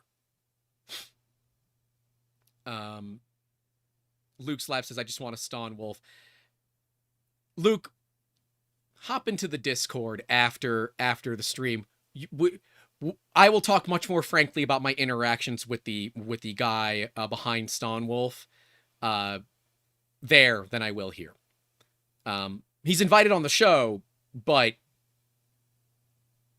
things. Anyways, yeah, I don't think the XL was ever planned to have a chamber. Even though it was. It doesn't look it. It doesn't look... It's missing some design intent, in my opinion. But no, and if you are printing ABS and ASA, always have the draft shield turned on your part. It just gives you that little bit more uniformity. So... Yeah. Well, yeah. I don't know. I don't normally deal with that. I instead go for high chamber temps and make sure that my chamber temp is uniform. Well, so the thing is that the draft shield, even though you've got a high chamber temp, does a really good job at modulating the internal circulation of air. So even if it's all uniform, you're still going to have a natural eddy flow where the draft shield just helps stabilize it around the part. It does. It's a trick that I stole from, ironically, a Markforged machine. They Really? will not print certain materials without a draft shield, even in a heated chamber. Really, you can just do a, who is it? Yontech does, and just print a layer of PLA, then do ABS. You have an XL, you can do it. Gigantic is asking if it's the flex dipped. Let me see. Slice works. Because I don't remember off the top of my head. And yeah, draft shields are underloved as well as rafts. Rafts are underloved. I stand on that hill. They both have a very good place. I'm almost positive it's the flex dip. Draft shield is not a skirt, so the skirt goes out the bottom. The draft shield actually grows around the part, and it will stop air from hitting the part, and it keeps this vertical column of heated air from the bed instead of it being blown around. Yeah, it has to be the flex tip. It's a $70 build plate. I don't use IPA. It says no IPA or alcohol, no acetone. I use Windex. I've said it to you guys for years. Windex with ammonia, glass cleaner with ammonia works great. But yeah, I finally got some glass cleaner with ammonia. Yeah, it works great. it's great. Yeah, Works great. I believe it is the SliceWorks Flex Dip plate. Have I tried a Tyson plate? I have not. No, I'm open to it. But honestly, as a business, like once I have something that works, like the Fabrico Honey Badger plates on the Bamboo, once it works, I don't want to check anything else. There's no reason. I don't care. It works. I went to go get a Honey Badger plate for the XL. They didn't have them. And I was talking with Vishal from SliceWorks about different build plates. He's like, oh yeah, we have one. I'm like, really? It's like, yeah, I'll send you one. Okay. No problem. Showed up. I don't think I've taken it off the printer. Since I put it on, I don't think I've taken it off. I've used PEGG, PLA. I don't care. Yeah, I don't like alcohol on build plates. I haven't done that in years. Seriously, blue Windex, generic Windex, something glass cleaner with ammonia. It's goated. And if you haven't tried it, you're missing out. Promise you. It's way better, it's way cheaper, it's way easier to use than alcohol. I'm telling you. I think it also goes further. It spreads better on the plate, so it's actually easier to clean the entire plate. It works. It works well for me. Definitely works better when the plate is hot, because with alcohol, the moment you put it on the bed, it boils off, whereas the ammonia glass cleaner, it takes a little bit longer, so you can actually clean with it. Oh, real quick, apparently they do not recommend their Flex Dip plate for ASA, TPU, PLA, Flex, or any Flex derivative, PVB, polycarbonate, or nylon. So maybe not use that for ABS then. Or use it and get a new bed every single time. No. Nylon and PC will permanently go fuse the the build Stratasys plate. route. That's the Stratasys route. Have you ever had to throw out a Stratasys build plate before? Yeah, I still have some. Yeah. For anyone who doesn't know, the Stratasys mentality of bed leveling is every time you print, you throw the bed out and you put a new bed in. They don't bother with bed leveling. They just ram the nozzle into the bed because it's made of plastic. Oh. And they fuse the part with the bed. Oh, man. See, back in the day, we had the Dimension 1200, which used foam. Its build plate I fucking love Stratasys. was a They're block just so insane. of foam. And it would print on a raft. It was a one-time use build plate. Then they had the ES, which used the plastic build plates that were reusable. Then there was the 1200 ES SST, which was the soluble support, whatever the hell T stood for. But it could do soluble support now, which their soluble support was a PVA, still is. It's a PVA blend with 11 herbs and spices. And to use it properly, you have to dissolve it in a bath of warm water and lye. Oh, great. Caustic Lovely. soda. Yeah, like you have to wear chemical gloves or it'll melt your skin kind of problems. Really great if you want to go commit crimes, I guess. But yeah. I mean, this is literally the weird definition of good enough. They found a bed solution and they were like, oh, let's not bother making a PEI flex plate, because they had all the knowledge of that. Yeah. They're just like, well, it's good enough. Disposable plastic beds are good enough. Yeah. There we go. We don't care. Nobody It's good enough. It's good enough. Yeah. You can find Dimension printers from Stratasys for pennies on the dollar on Facebook Marketplace. There's one for sale locally for like still not worth it. There's one for sale for like $400. There's one reason that they're worth it. If you can get them for less than $200, they are only worth it for their chamber. My God. The Stratasys heated chambers, second to none. Their doors are so beefy. Because they're insulated. They're using like double pane vacuum insulated glass or argon insulated glass. It's just what a lot of people used to do back in the day. You would go out and buy broken Dimensions. You'd rip all the electronics out of it except for the controller for the heater. You would then put in a ramps board, okay? Dating myself, on the ramps board, and you would build a 3D printer inside of the dimension. There are ways now to hack them, and I believe at some point someone put a kit out there to like fully replace all the boards, but like, no, just putting like even like a P1P inside of a Stratasys dimension would turn a P1P into a monster. It would probably melt some of it, but it would turn it into a monster. Super, super cool machine. They were good for their time, but their time was not good, right? The dimension was back when we were still winding hot ends by hand. Like the heaters were wound by hand.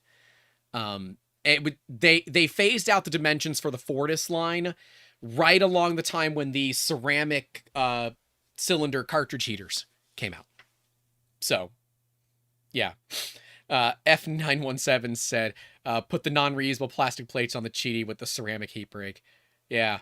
Yeah. Luke found out last night that Cheaty recommends you only run one type of material through each nozzle that you get from them. And I'm almost dead certain it's because it's pretty much impossible to fully clean out the nozzle. By the way, the Cheaty box launches in 24 hours. Yay. They have not sent me one. They said I was going to be on the... I wonder why. They offered me to be on, like, you know, their beta testing team and all of that. I accepted, and then... That was it. No, hey, look, the interactions I've had with, like, corporate level people at Cheaty, they're very thankful for what we did. They might not like how I did it, but I tried to do it the regular way, which is reach out to my contacts and say, hey, we have a problem, and we need you guys to fix it. And when I kept pressing them to make a statement, I finally said, if they don't make a statement, I'm going to push it to the consumer protection stuff here in the States, and I'm going to get a nationwide recall for it. Then they finally made their statement. So they don't have to like me, but they can respect me. And that's more specifically what I go for. I don't need people to like me. That's not my job is not to be liked. Corporations should not like people.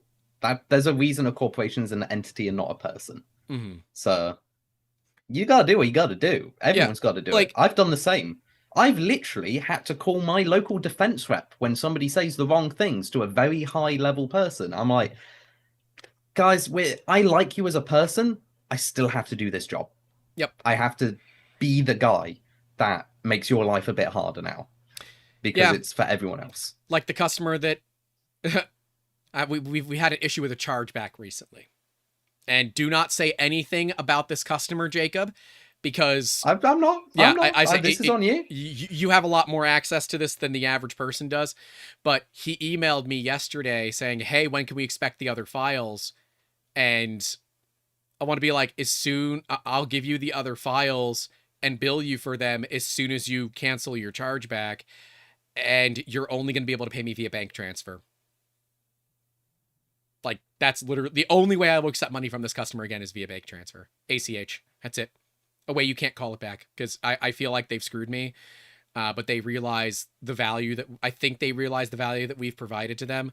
So I am working on a very tactful way to basically say, F you, pay me, in a way that doesn't exactly say that. So I might try to trade him. He's got something that I want. I might just try to trade for it. And then that way I don't have to deal with any money issues and say, hey, I need you to pull the charge back away. And this is what I want from you. And then I'll do it. But we'll see. Yeah. He has some contacts that can be quite useful for us. So I'm doing my best not to burn that bridge immediately, but I feel like I wasn't the one that lit it on fire. But whatever. Nah. And Sip of Coffee asking if Construct 3D doesn't like Grant. No, Construct 3D does not like Grant. No, and they shouldn't. It's neutral. It's an entity. We will treat Grant exactly the same as every other YouTuber. Jacob, however, who might be a big part of Construct 3D, really likes Grant. Grant is a really nice friend to me. I very much remember the difference in what we wanted to film and what your mother wanted us to film. Yes. And how we found a happy medium between the two that made both parties happy. And that's the trick. Yes. Right? That was the trick. The trick is finding a happy medium, a compromise where nobody is technically happy, but everyone accepts it as being, okay, this works. Again, exactly if it's a person or a company, the answer is yes. The owner of the It company depends paid me, on the but the work person was done slash for the company. company. Yeah. So, in particular, for like, let's take Concept because I love talking about my own company. Surprise, surprise. Uh, I class myself a lot more corporate than a lot of other people. Like, I have a very nice divide in my head of corporate Jacob versus friend Jacob. I can be a dick in corporate side. I classify myself as not a nice person. I will do sordid trade deals because that's what the industry requires. Like, you need to be only out for yourself, earning as much money as possible. Hobbyist Jacob is the one that's doing all the technology. That's like, oh, we should put this in the printer because people's lives will get better. They might have a lot of overlap, but as an entity, Construct 3D will happily do. Let's say Grant is doing a YouTube video with Construct 3D, not me, but Construct 3D. Mm-hmm. I will be that dick that will go to the editor and go, you will change this. You will delete this bit. You will change this in this way. And it will be an unrelenting barrage of, we have this deal, you will stick to it, and we will have final creative decision type stuff. That's Construct 3D. Yep. Jacob, on the other hand, is just film what you want. I don't care. Do what you want. I like it. I like what you make, and I want to support that. Mm-hmm. And Grant has seen a couple times where I have to switch between corporate Jacob and, oh, I don't care, let's have some fun and play a video game afterwards, Jacob. And that does happen. But that's me. Other companies are a bit different. They blend those lines a bit more. So it depends. It very much depends on who it is. But there is that line. Corporations should not be trusted. Corporations should never be trusted. It's definitely not salespeople. And they will do with anything in their own best interests. And you have a smile on your face, and I wonder why. I do. I saw a message that just made me laugh, so I have to share it. I have to share it. So I have to cover her name because I don't want to like dox my neighbor. Well, But this is what my neighbor sent me over Facebook. I see you mowed your yard. Now it's raining so hard to make it grow tall again. Happy mowing. This is the neighbor who, during the storm, where is it? Where is the text? There it is. This is the thanks for the shed neighbor. Yep. Yeah, so this is the neighbor right next to me. So yeah, literally we just got our my grass was over 2 feet tall. Like it was pretty bad. It's just very funny to me that was the message that I'm like, oh, I have a Facebook message. Let me just make sure everything's okay. It's my neighbor telling me that she's happy to see that we got the lawnmower running. That's as close to a homeowner association as I have, and I'm totally fine with it.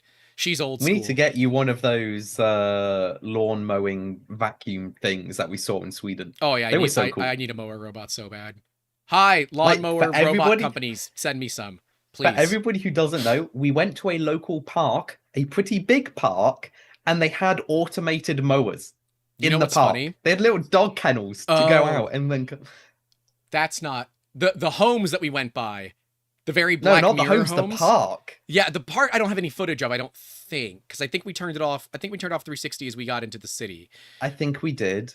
But I need to figure out. So I just uploaded an 80 gig 360 video from us hiking in Sweden. I don't know if it was day 1 or day 2 that we were. I have to listen to it to determine if it was day 1 or day 2, and then we'll post it.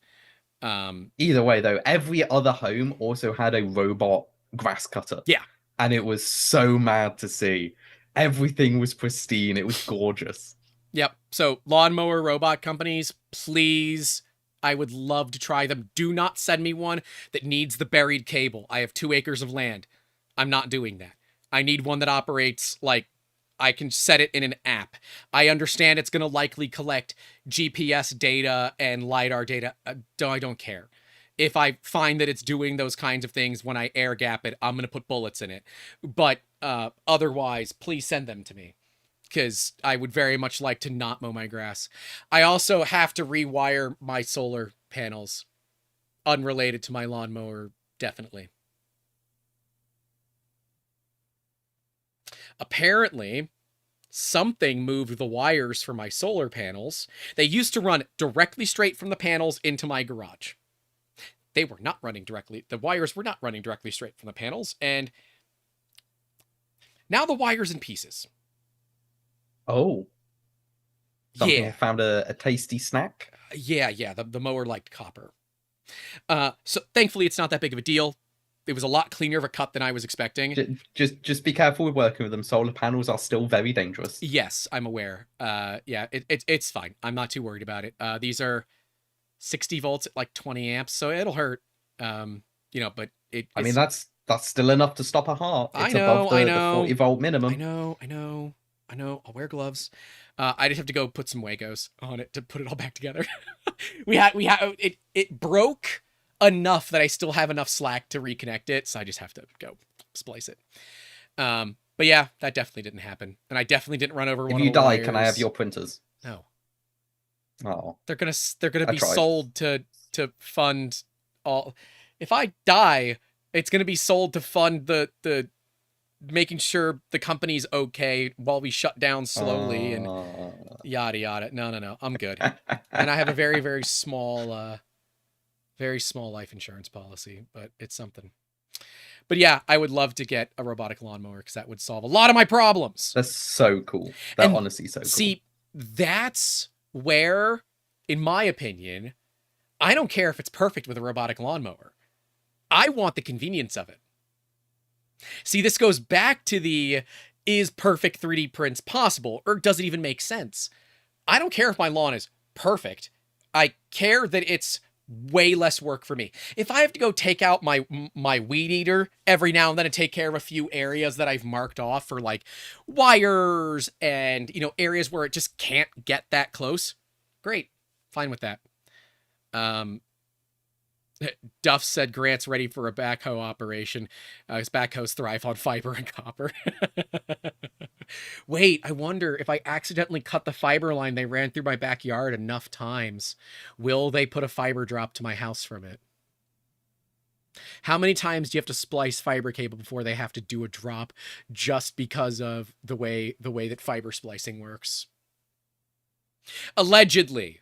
Just remove the entire amount in your garden, they'll have to splice it. It's all underground. I know where it is, but they didn't have to dig up my yard. They just had to dig a hole at one end of my yard and a hole at the other end of my neighbor's yard, and they just ran it all underground with like this underground. So what I'm trenching hearing thing. is you suddenly had a lightning strike directly above it, and it created a nice little cavitation, which is definitely not you just burying tannerite in your garden I and don't then seeing what I happens. don't have my lightning rocket anymore, but I used to have a lightning rocket. That would be funny. Like They wouldn't be able to prove it. It's just, oh no, lightning struck right next to the cable and it broke. My lightning rocket belongs to the local museum now, the local science museum now. It's a fully fiberglass, runs on a ST's Class D motor, I believe, and has a big coil on the bottom of it that you wind with thin magnet wire, shoot it up into a cloud, and guaranteed to get a lightning bolt. You can do fulgurites and things like that with it. It's really cool for art stuff, but that's pretty cool. It also it's the loudest thing I've heard. And it just, any compact fluorescent bulbs tend to fail instantly. It takes down Wi-Fi signals. Yeah, it so much electromagnetic interference, tons of it. I don't really think you could call it electromagnetic interference. Just it's electromagnetically saturated. Yeah, like when it goes up, the closer it gets to the clouds, like the more your arm hair tingles, the more the hair on your head tingles, because the static charge is building as it's going up, because you're getting that ground point closer. It's a really weird feeling. Very cool system, very weird feeling. Definitely not safe to do. Don't try that at home. And apparently I have to check out the Husqvarna Nira mowers. They don't need lines. Not sure about data safety. Look, if Husqvarna wants to send me one, fine. But my lawnmower is like $3,500 brand new. I was doing everything in my power to not replace it after a project car landed on it during Hurricane Milton. So, yeah. It has a whole new fuel system, new head gaskets. One of the heads is ruined, but we fixed it. JB Weld all the day. It's got new carburetor, new gas tank, new pickup. fresh gas, obviously. Everything in it, electrical's brand new. New key switch, new actuator switch. This was the last electrical item in it that was original before the storm, and this was the one that was failed. A $5 part that also happens to fit a Ford Focus. So, and yes, it is a gas lawnmower. 23 horsepower Kohler KT 730. So it's actually a pretty beefy motor. I never buy a lawnmower with a Kohler motor in it. Thank me later. Spend the extra money. Don't buy Kohler motors. Thank me later. Jeez. MLV said, wait, your lawnmower runs on gas. Why not drag a cord? I have 2 acres of land.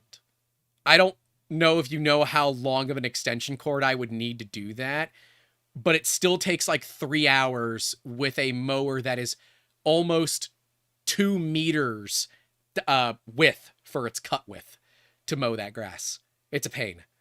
I don't mind it, but yeah, I have like electric gardening tools and all that, but dragging a cord that far, you'd have measurable voltage drop in the cord. Like the edges of the property are at least 300 feet from the house. So they're at least 100 meters. That is a distance. That is quite a distance. And running extension cords that long is not safe. So yeah, lawnmowers can be battery powered. Yes, but they don't make one that's designed for this much grass at once. And I really just want to get it done all in one shot if I can. So that's definitely where an automated robot would be good, because you can send it out multiple times more often because of the convenience. Yep. Just be like, it's a little bit bad, send it. I'm okay with a fully automated system that will mow that'll mow a quarter acre at a time. Fine. It can mow every single day. I don't care. As long as I don't have to do anything and it just does it. It works. That literally brings us back to like the UX of printers. Yeah, like I care about functionality. Is functionality versus user experience. Like functionality of a robot mower and a regular mower are the same. They cut grass. Mm-hmm. That is their function. Mm-hmm. But the user experience of you not having to do it, or it's faster, giving you time, that is something worth investigating. Yeah, it's worth spending time getting. Stephen Collins says his 1972 John Deere 110 has a Kohler. Yeah, that was back before companies, cared about profit. They cared about making good products. So that's my thing. But yeah, like, dude, it's why I don't like Clipper as a program, because I find it very non-user friendly unless you're technical enough.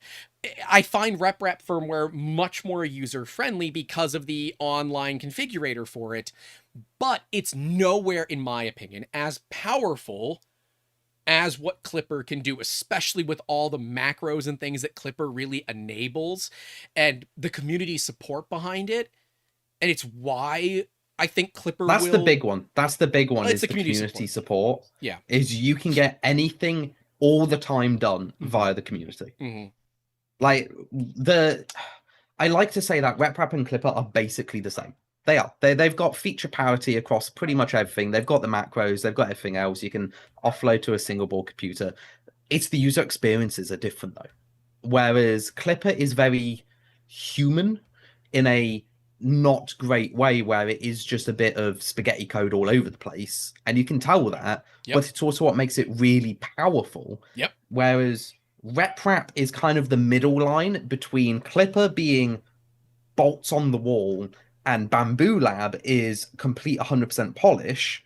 RepRap's in the middle. It's got a little bit of the jank, a little bit of the perfection, neither enough of both. Mm-hmm. And it's really interesting because user experience is a huge aspect where if your touch screen is too complicated, people are not going to use some of the buttons and they're going to get overwhelmed. It's like, ask anybody who might know CAD to use a different piece of CAD software or doesn't know CAD to use a 3D modeling software. They're going to look at the 6 million buttons at the top and go, oh, if you're using Fusion and you have not changed its hotkeys to be the ones that SolidWorks uses, you'll get overwhelmed really quickly. It's like when Amber was learning Fusion, I forgot to tell her to change the hotkeys.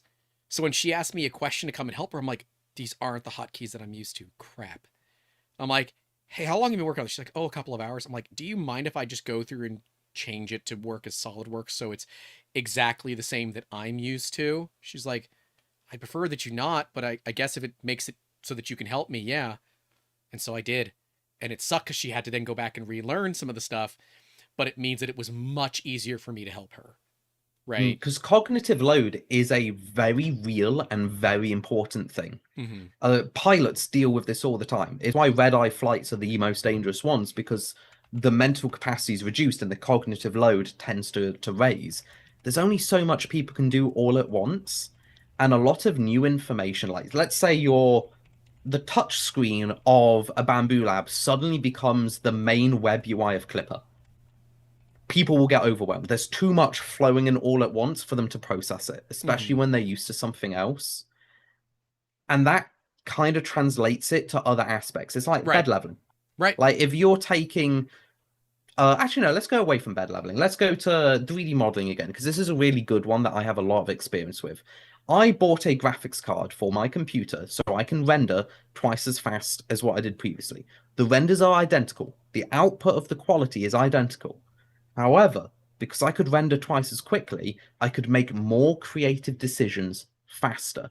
In reality, what that meant was I have more cognitive load capacity. Correct. Because I can do twice as many operations. That is all about UX. It's that user experience of how smooth does something feel. To bring it back to printers, it's how easy is it to get printed? What is the experience of it being printed? Like, how fast does it take to get a print started? Like, how many people got an X1C or a P1P and they're actually kind of annoyed it takes 10 minutes to start a print? Well, I mean that then became the standard for how fast. So then companies started advertising around how fast you can get up in printing out of the box, right? In reality, Bamboo set a lot of print standards. times don't matter. No. Like how fast it takes to bed level means nothing. Nope. Your prints that are taking 10 hours, you don't care if it takes 10 minutes to bed level. It's an inconsequential percentage of the end time. However, the printer that bed levels in twice the speed suddenly feels so much better. It just feels smooth and it's nice. It's the exact same thing. I'm told it will be a different day when I do a 100 by 100 probe sequence with an eddy sensor versus doing like a 7 by 7 sequence with the XL. Although the XL does way more than that. Whatever the big one on the XL is. We're doing 900 point bed leveling with an eddy sensor now. And it's like... And it's like instant. It's fast. Yeah. It's good. It's perfect. The user experience of it is not that different. It bed levels. It does the same job. But it feels so much better. Like the perceived quality has gone up so much. I kind of can't go back. It's like going to a second monitor when you've only had one. Yeah. It doesn't change what you're doing. You're still doing the same amount of work, but that perceived, it's just slight improvement. Yep. I can't go back. I just can't. Bearded Printer with the $10. Thank you, sir. Greatly appreciated. Thank you for supporting the ad-free streams that we bring to you all. Don't forget to like and subscribe. And Mad Max, member for 17 months of basic support. Thank you, saying I thought this was a food podcast. Do I have... No, Grant, you need to be less passive. You need to be less passive, Grant. It's not, don't forget to like and subscribe. No, do. Like and subscribe. You don't get a choice. Well, be a good boy. Like and subscribe. I have a funny food thing from this week. So I met a guy on the internet and we went out for food. Okay. Oh, lucky you. He lives in the area, former, military, carries TS, which is pretty cool. Just a, guy's thinking about putting his own business into a Connex too. So like, we were vibing when we were hanging out, and he lives in Zephyr Hills. So there's a really, really nice Vietnamese pho place there called Saigon Cafe. I'm like, I got Monday free. He's like, I got Monday free too. He's like, all right, let's go to lunch on Monday. We both forgot that most places in Zephyr Hills are closed on Mondays. So we get there, and I brought Amber because she loves that place too. We got there like 2 minutes before him, and we are just losing. We're just laughing our asses off because we forgot. He gets there, and we're just laughing like crazy. I'm like, well, you want to go somewhere else? He's like, yeah, like, you like breakfast food? He's like, breakfast food's good any time of day. I said, all right. So we went to a breakfast place. We ended up staying there for 4.5 hours chatting. Because we were just having a That good is so time. like you. That Yeah, is exactly like you. yeah. Uh, it was a it was a nice chat, but it was one of those things like, damn, really wanted pho. I ended up, they have their three deuces special, which is two pancakes, sausage links, bacon, two eggs. It's great. It was like $13 US. Like it's a lot of food for the money. It's missing some black pudding, so it doesn't count. They don't serve that in the US. Sorry. Um, So good. but yeah, so I told him, I'm like, yeah, we'll have to book pho for another time. And Amber's like, man, booking a second date before the first one's over, that's pretty forward to you. I said, well, I know how the pho is, so you know it's pretty good. You got to go back for it. Uh, so so we both our email title going back and forth between myself and this individual is just the non Monday pho meetup is what we're gonna do. Yeah. So yeah, David Connor Shover with the $10 saying, "So I've been working on my own solar system today. Been working. Well, hey, hopefully it's going well. I'd love to learn more about what you're doing. We actually have an entire channel in the Discord dedicated to like, well, it's a sub channel dedicated to like off-grid talk and that kind of stuff. So if you do want to post about what you're doing, that'd be super cool. And then Simon Snow just gifted 10 memberships, so that's pretty awesome. Stephen Cullen got one, Peace Evangelist, Acra, Lucas Harvin, Carl Blakemore, Stuart Fisher, Dog Terp, Lance Wood, Craft Happy Life, and Rah XG7LE all got memberships. Thank you very much, Simon Snow, for gifting memberships. Greatly appreciated, and gives these awesome people some really cool access to behind the scenes content. So thank you. Yeah. And MLV said, pho is sent to us by the gods. Anytime I feel not great, pho fixes the whole body instantly. I'm actually getting so many cravings to go get some now. Yeah, it's it's unreal. pretty good. It is pretty good. But you have to have it fresh. Like I like Amber's out. I think she's getting a pedicure now. I don't know. She's out doing something. And I could tell her to bring some back. But it's not the same though. It needs to be immediately served. Even if it's consumed. like, but like, and then I let it cool down when it's served to me. But it's not the same when it's in a plastic quart container versus, in a bowl in front of you. Yeah, it's not the same. Yeah. No, but this place, it's family ran, super, super cool. Prices are very, very reasonable for food costs these days. And they use incredible, incredible ingredients. So, I've had better pho, but not in the US for the money, at least. I've had better pho, period, but in the US, but it was 4 times the price. So like, it doesn't count in my mind, right? When I look at the value of the food, it punches well above its price class. So there's there's your little food segment for the day. But I don't know. Pho is literally the one food that makes me enjoy going to the NEC National Exposition. I can never say that word right in a sentence. The National Expo Center. I'm just going to shorten it. In the UK, because literally 5-minute walk down the road is Vietnamese street kitchen, and the food is just perfect. It's the only thing that makes me go to those events. Is there's a cool restaurant nearby that I go to every time. And now Mad Cat's ruining it for us, saying pho is just Vietnamese matzo ball soup, and I'm upset by this. Can we unmod him? For that? I think we can fire him for it. Yeah. Yeah. You're on thin ice now. Yeah. Lewis CYUL says, I just tune in, lo and behold, food podcast. Literally someone donated and asked about the food podcast. So will you switch gears for a little bit? Like, don't worry about it. Don't worry about it. All right. It's part of the deal. It's always a food podcast. And this is why we are hiring editors and why we are in interviews and why we are doing all of these things. So we can have a show that gets edited down to be fully on topic. So if you don't want to deal with all the extra BS, you don't have to. But if you like it and you watch us live, you get to see things like this, where I'm like, I made soup. That's pretty good. I made a leek and ravioli soup with Parma ham, and I salamandered some courgettes, put some like melty cheese on the top of them, made my own garlic bread. I found out how easy it is to make garlic bread in an air fryer. Really simple. 4 minutes in an Yeah. air fryer. Yeah. It's so easy. Yeah. And I get to choose how much like garlic I put on, which is yes, it's always garlic. Not the quantity, just always garlic. You want to bite in sheets of garlic.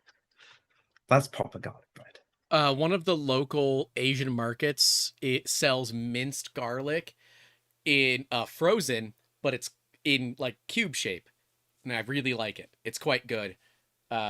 We've started See, I've doing it never vibed ourselves with 'cause pre-minced garlic. I've only ever minced my own. same. Every now and then I keep a thing of garlic hanging around because like it's just easy from time to time when you just need a little bit of extra It doesn't garlic. taste the same. I know it doesn't taste the same. I know. But we can go to Aldi's, which also exists in the UK, but it's primarily, well, it's like Lidl, right? Yeah, Lidl and Aldi are in the UK. They're actually the Right. two most popular supermarket chains in the UK. So Aldi will sell a bag of pre-peeled garlic. So we take that, we food process it down into a paste, you flatten it into a plastic bag, you take a knife, flip the knife over upside down, and you run the knife in in cube format.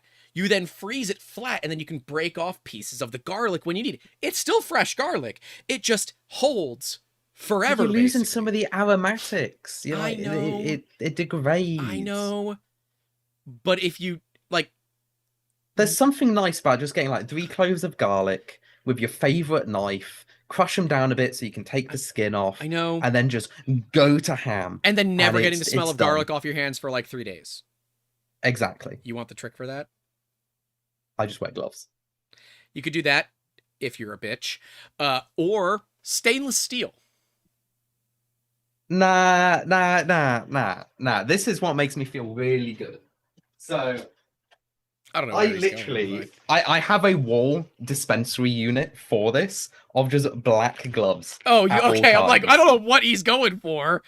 Look, what And you now, do in your bedroom I've got with like black I've got gloves. the binging with Babish and all the professional YouTube like chefs. So when I'm there cooking and I've got my black gloves, I'm like, yeah, I'm hot shit right now as I make a grilled cheese sandwich because I'm lazy. What half you the time. do, you know, next to your bedroom with black one-time use gloves between you and yours.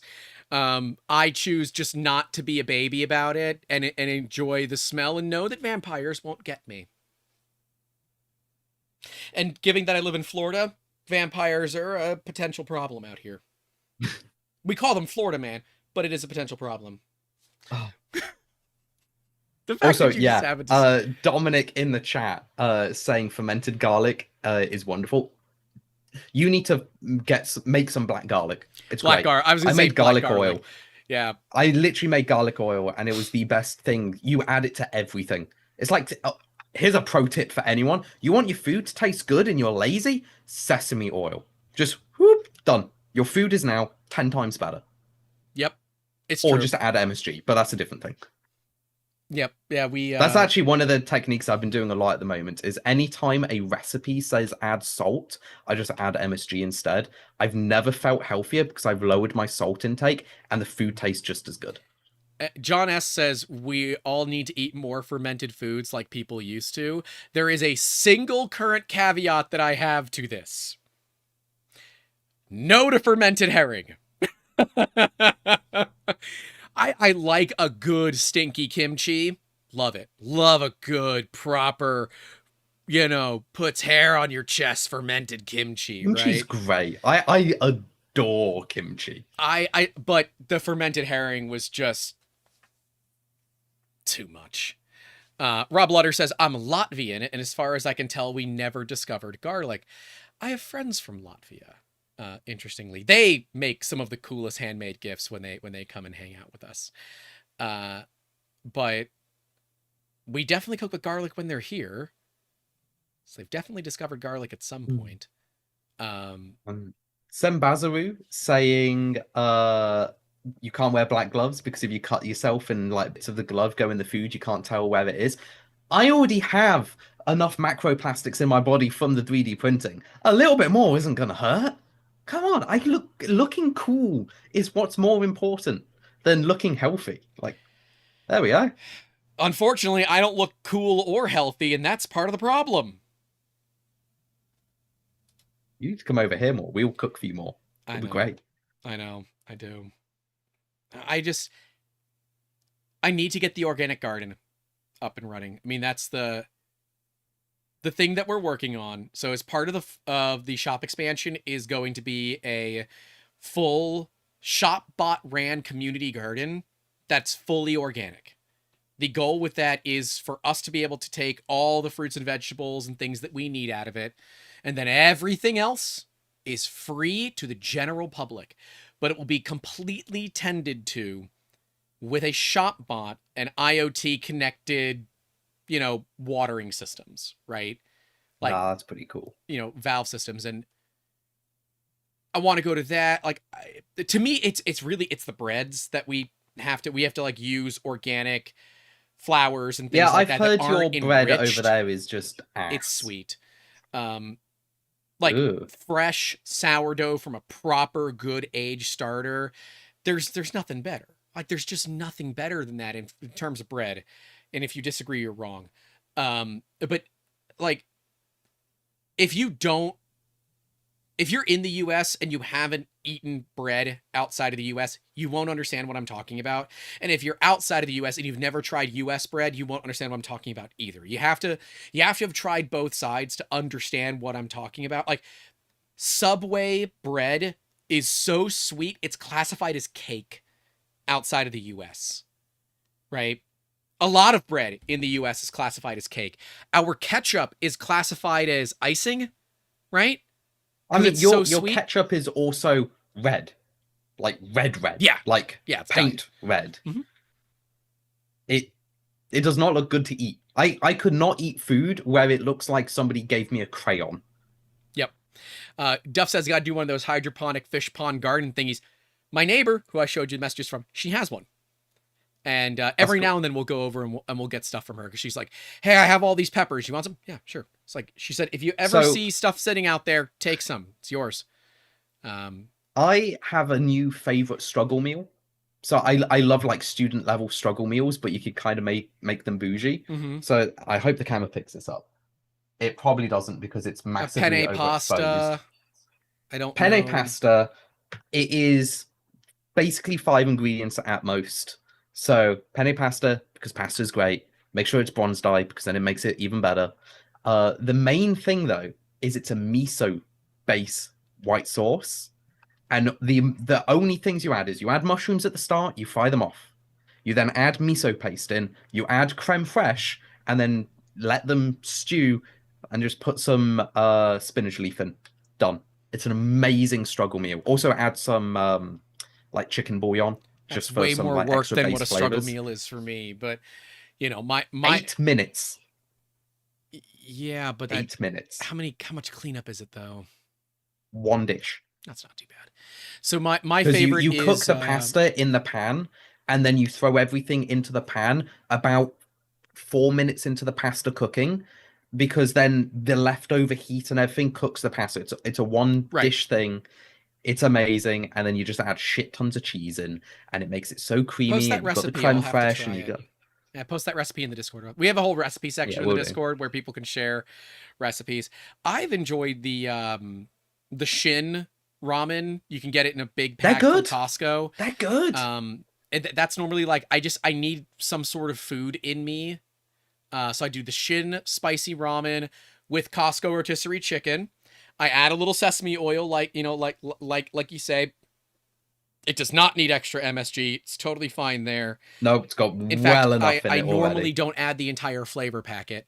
And then a little bit of QP mayo when it's all said and done, and some green onions, Yeah. chives or scallions. And that's 5 minutes from grab it out of the pantry to in my bowl. 5 minutes. It's so pretty good. good.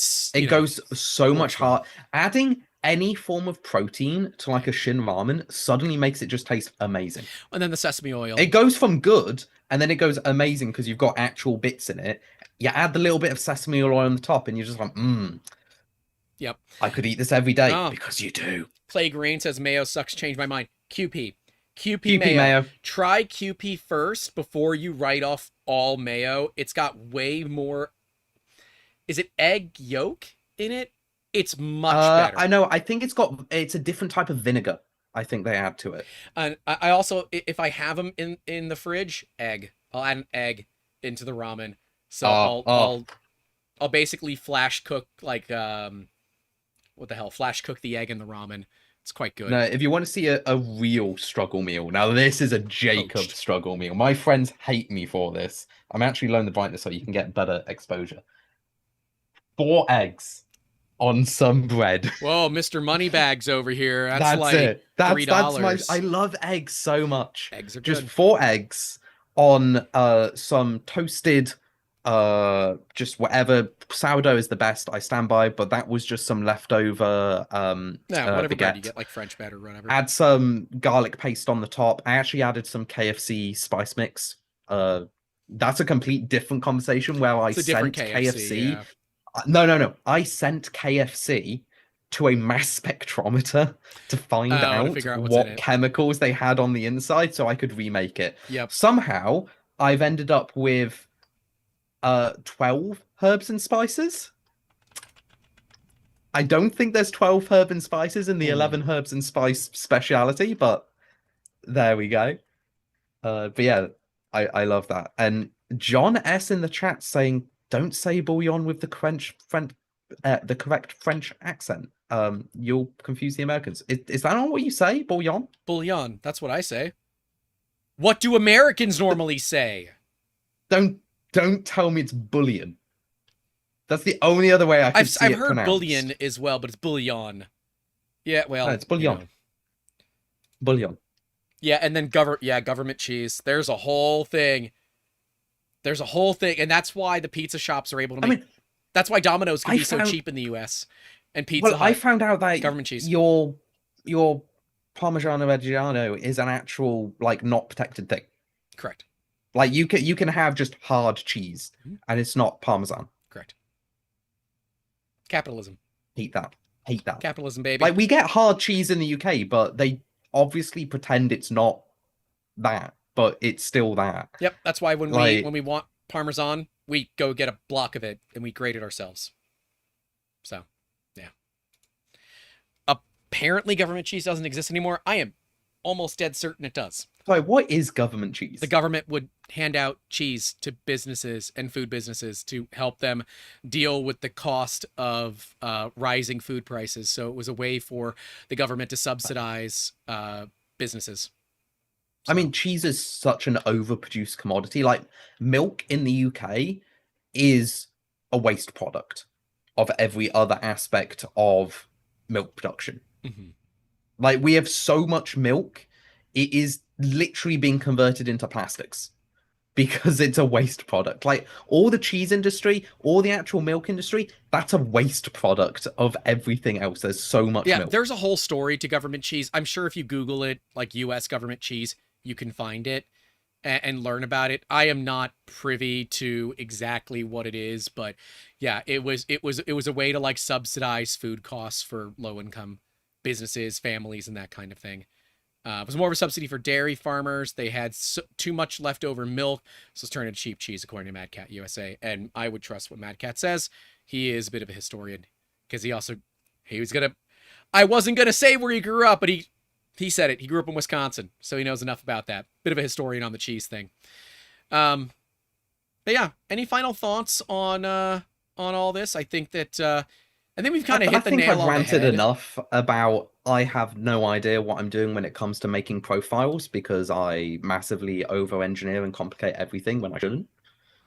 I think that it like Luke said, I think it comes down to what the customer wants, right? And if they want tiny layer heights, give them a 0.4. If someone wants thick and I need this done fast, do it this way, with a 0.6 and all that. There are different ways to do it, and I think that it turns out just kind of dependent on what your needs are and how you define perfection. I think precision versus accuracy is a great thing, the optical clarity versus technical accuracy that we have in our notes. Um, I think it varies between users. Some people don't care about optical clarity, but they want technical accuracy. Some people care way more about optical clarity than they care about technical accuracy. And yeah, super, Yeah. super cool thing. But it doesn't really answer the question, is a perfect 3D print possible? Because I think it depends on what your standard of perfect is. Yeah, I do think it comes down to standards, as in like what do they classify as good enough? Yeah. Because most companies will just go to the good enough and push after Mm-hmm. that. Mm-hmm. And it, as I've now been experiencing again, the long and hard of trying to get one setting done perfect, it is a time sink. Yep. It is, especially when that time sink is a slider. There is not like, if I got all these numbers right, it will be perfect. It is, I can get all the numbers right, but then I have to compromise somewhere. And if you don't want to compromise, the difficulty level goes up and Mm-hmm. up and up. And as much as a engineer, I want everything to be perfect. As in I do quite too. literally, I want the golden spoon of 3D printers, where it will do the sword and the gun and the shield all in one thing. As we also know in real life, the Swiss Army tools of every tool is never normally the best tool at that job.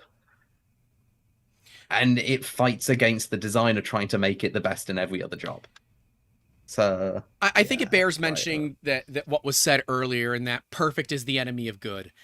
And we can sit here and push for perfection, but how we define perfection is very different than how others might define perfection. So good is good enough, I think, is the right way to put it. How you might define a perfect 3D print might vary very heavily from how we define a perfect 3D print, and that's okay.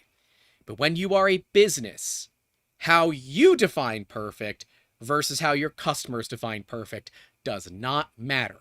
The only thing that matters is whether or not your customers are happy. If they're happy and you think that the print profiles are terrible, but they think they're amazing, well, they're amazing, Jacob.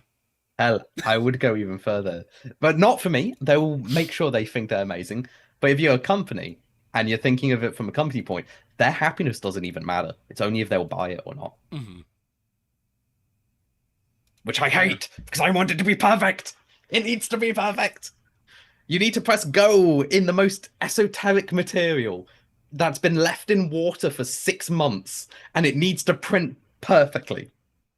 Yep. Because screw me, I need to suffer and make it better. Because obviously, any failing on the printer is actually my fault. It's my failing. It's not the technology. It's always me. I can't be a burden. There we go. I can't be a burden either, but somehow I always find ways to be. So, The only thing I will burden is your electricity grid. that's fine. And my hard drive space. Yeah. All right. Have you learned the outro yet? Yes, I have it saved, and it's not crashed my screens, so I can read it. Take us out. I probably never go in. So this is actually another, just before I even take us out. This is not a good way to learn. Do not have a reference to what you're supposed to remember, because your mind will link it to, I'm just going to find it, instead Yep. of actually trying to learn the technology. Yep. It's why slicer settings have to, in my opinion, have to be perfect, because the crutch is you click the setting, you expect it to work, not learn what the settings inside the settings do. Yep.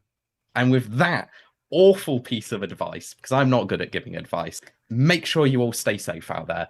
Don't forget to call your loved ones. And as always, keep making awesome. And keep making cool like print profiles. Trust me, I need them. I use them as reference. Like, subscribe, all those things. Have a good one. See you guys. Toodaloo. But technically, we're not going anywhere. Yeah, don't go anywhere. Don't actually Yep. go anywhere. We're Technically, staying. we're not We're going staying. We anywhere. need to give you free stuff. Yep. Look at the hands. They're moving. That means you're not going to leave. Yes, we're not You're not going gonna leave, anywhere. are you? I'm stopping my recordings. Yeah, don't eat Subway. That's so true. All right, let's do the giveaway. Rob asking for, did you do a construct ad? Yes, Done a but few here's of your them. another one. Buy my printers. There you go. That's good enough. That works too. All right, let me shut off the thing. 76 today. It's more than normal. I'll take it. This is the last one of the month too. Uh, Mad Cat, where did you put that comment about the zombie hedgehog profiles? I don't know where to look for that.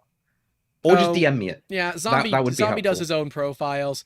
We've thought about this where we could do like, you know, 3DM profiles and all that, but realistically, um The problem is I just don't know if I should trust them or not. well, so Like I should put my faith into somebody else, even though they might know better. like we've kind of said previously, even if you have like a tuned profile from a professional, if you're not using the same materials, then there really can be a pretty serious differentiation between what you get, right? Versus what you're expecting. Yeah. So Twicky asking, is the title of this video for the Construct 2? It wasn't supposed to be, but it basically has turned into the Jacob rants about getting perfect slicer settings because he's neurotic and really wants it to be perfect and is fighting demons to make it perfect. okay. Net 7 Ruins, are you in the chat right now? Because your email is odd. You are in the chat. If you're in the chat, you win. Why is your email that? I don't want you to dox I'm them, not but doxing I them. kind of want to know. I kind of want to know. Well, I will tell you what the first part of their email is. It is literally is not printed solid at something. Why is your email that? Do you work with printed solid? Yes, I get you own the domain, but why did you use that? Why'd you use that one? That's so weird. So weird. Oh. But I don't know. Whatever. I guess if you're happy. Yeah. No, that's why it is not. Yes, but that's exactly what I would expect a printed solid employee to tell me. What's your email? Is not printed solid. Lazy filtering. You know, honestly, that makes a lot of sense. That makes a lot of sense. Send me a DM on Discord. It's just at 3D Musketeers on Discord, and we will get you a roll of printed solid filament. Unless you work for printed solid, then you ain't getting a damn thing. But yeah, you want to do one more? Just do one more. Yeah, let's do one more. It's been almost, what is it, 3 hours, 4 hours? Almost 4 hours. Let's do a second. All right, let me just mark that one because they were. They've here. listened to me rant about No, they listened to you breaking lecture. science. I rant, you lecture. Been over this. It's so simple. Let's see. Who do we have? I know he's in the States. Is he still in here? Let me see. So I desperately do He need is. to find Hey, Helix, you want to some... roll? Well yeah. done. Well done. What? Yeah, I need to find some filament suppliers, or at least some filaments that are low thermal mass, because I cannot heat plastic up fast enough now with the speeds it push. Yeah, That's but the you could limitation. also not have everything so crazy too. Like you could just do that. Look, I want every material at actually 100 cubic millimeters per second. Mm-hmm. I don't want to have to mess with it. And unfortunately, the heater cannot keep up with high thermal mass materials Mm-hmm. at those speeds. The extruder can, the nozzle can, the heater can't. Part of the deal. It's the only downside. Yeah, PCL, Jesus, God, no PCL. Oh, what a terrible material. Oh, wait, Rob Letter says he needs a PFF real quick. Why does my bamboo not want to print without filament tangle detection 35 hours in? What the hell? I don't know. I don't. This is the thing with bamboo, man. They're so interconnected. There's really no way to know. If it's triggering filament tangle detection, that sounds like you might have worn through the AMS or some other PTFE tube in the machine, and it's causing excess friction. So the machine thinks that there happens to be a tangle when there isn't. So I would verify Yeah. that. It could be a bad feeder motor.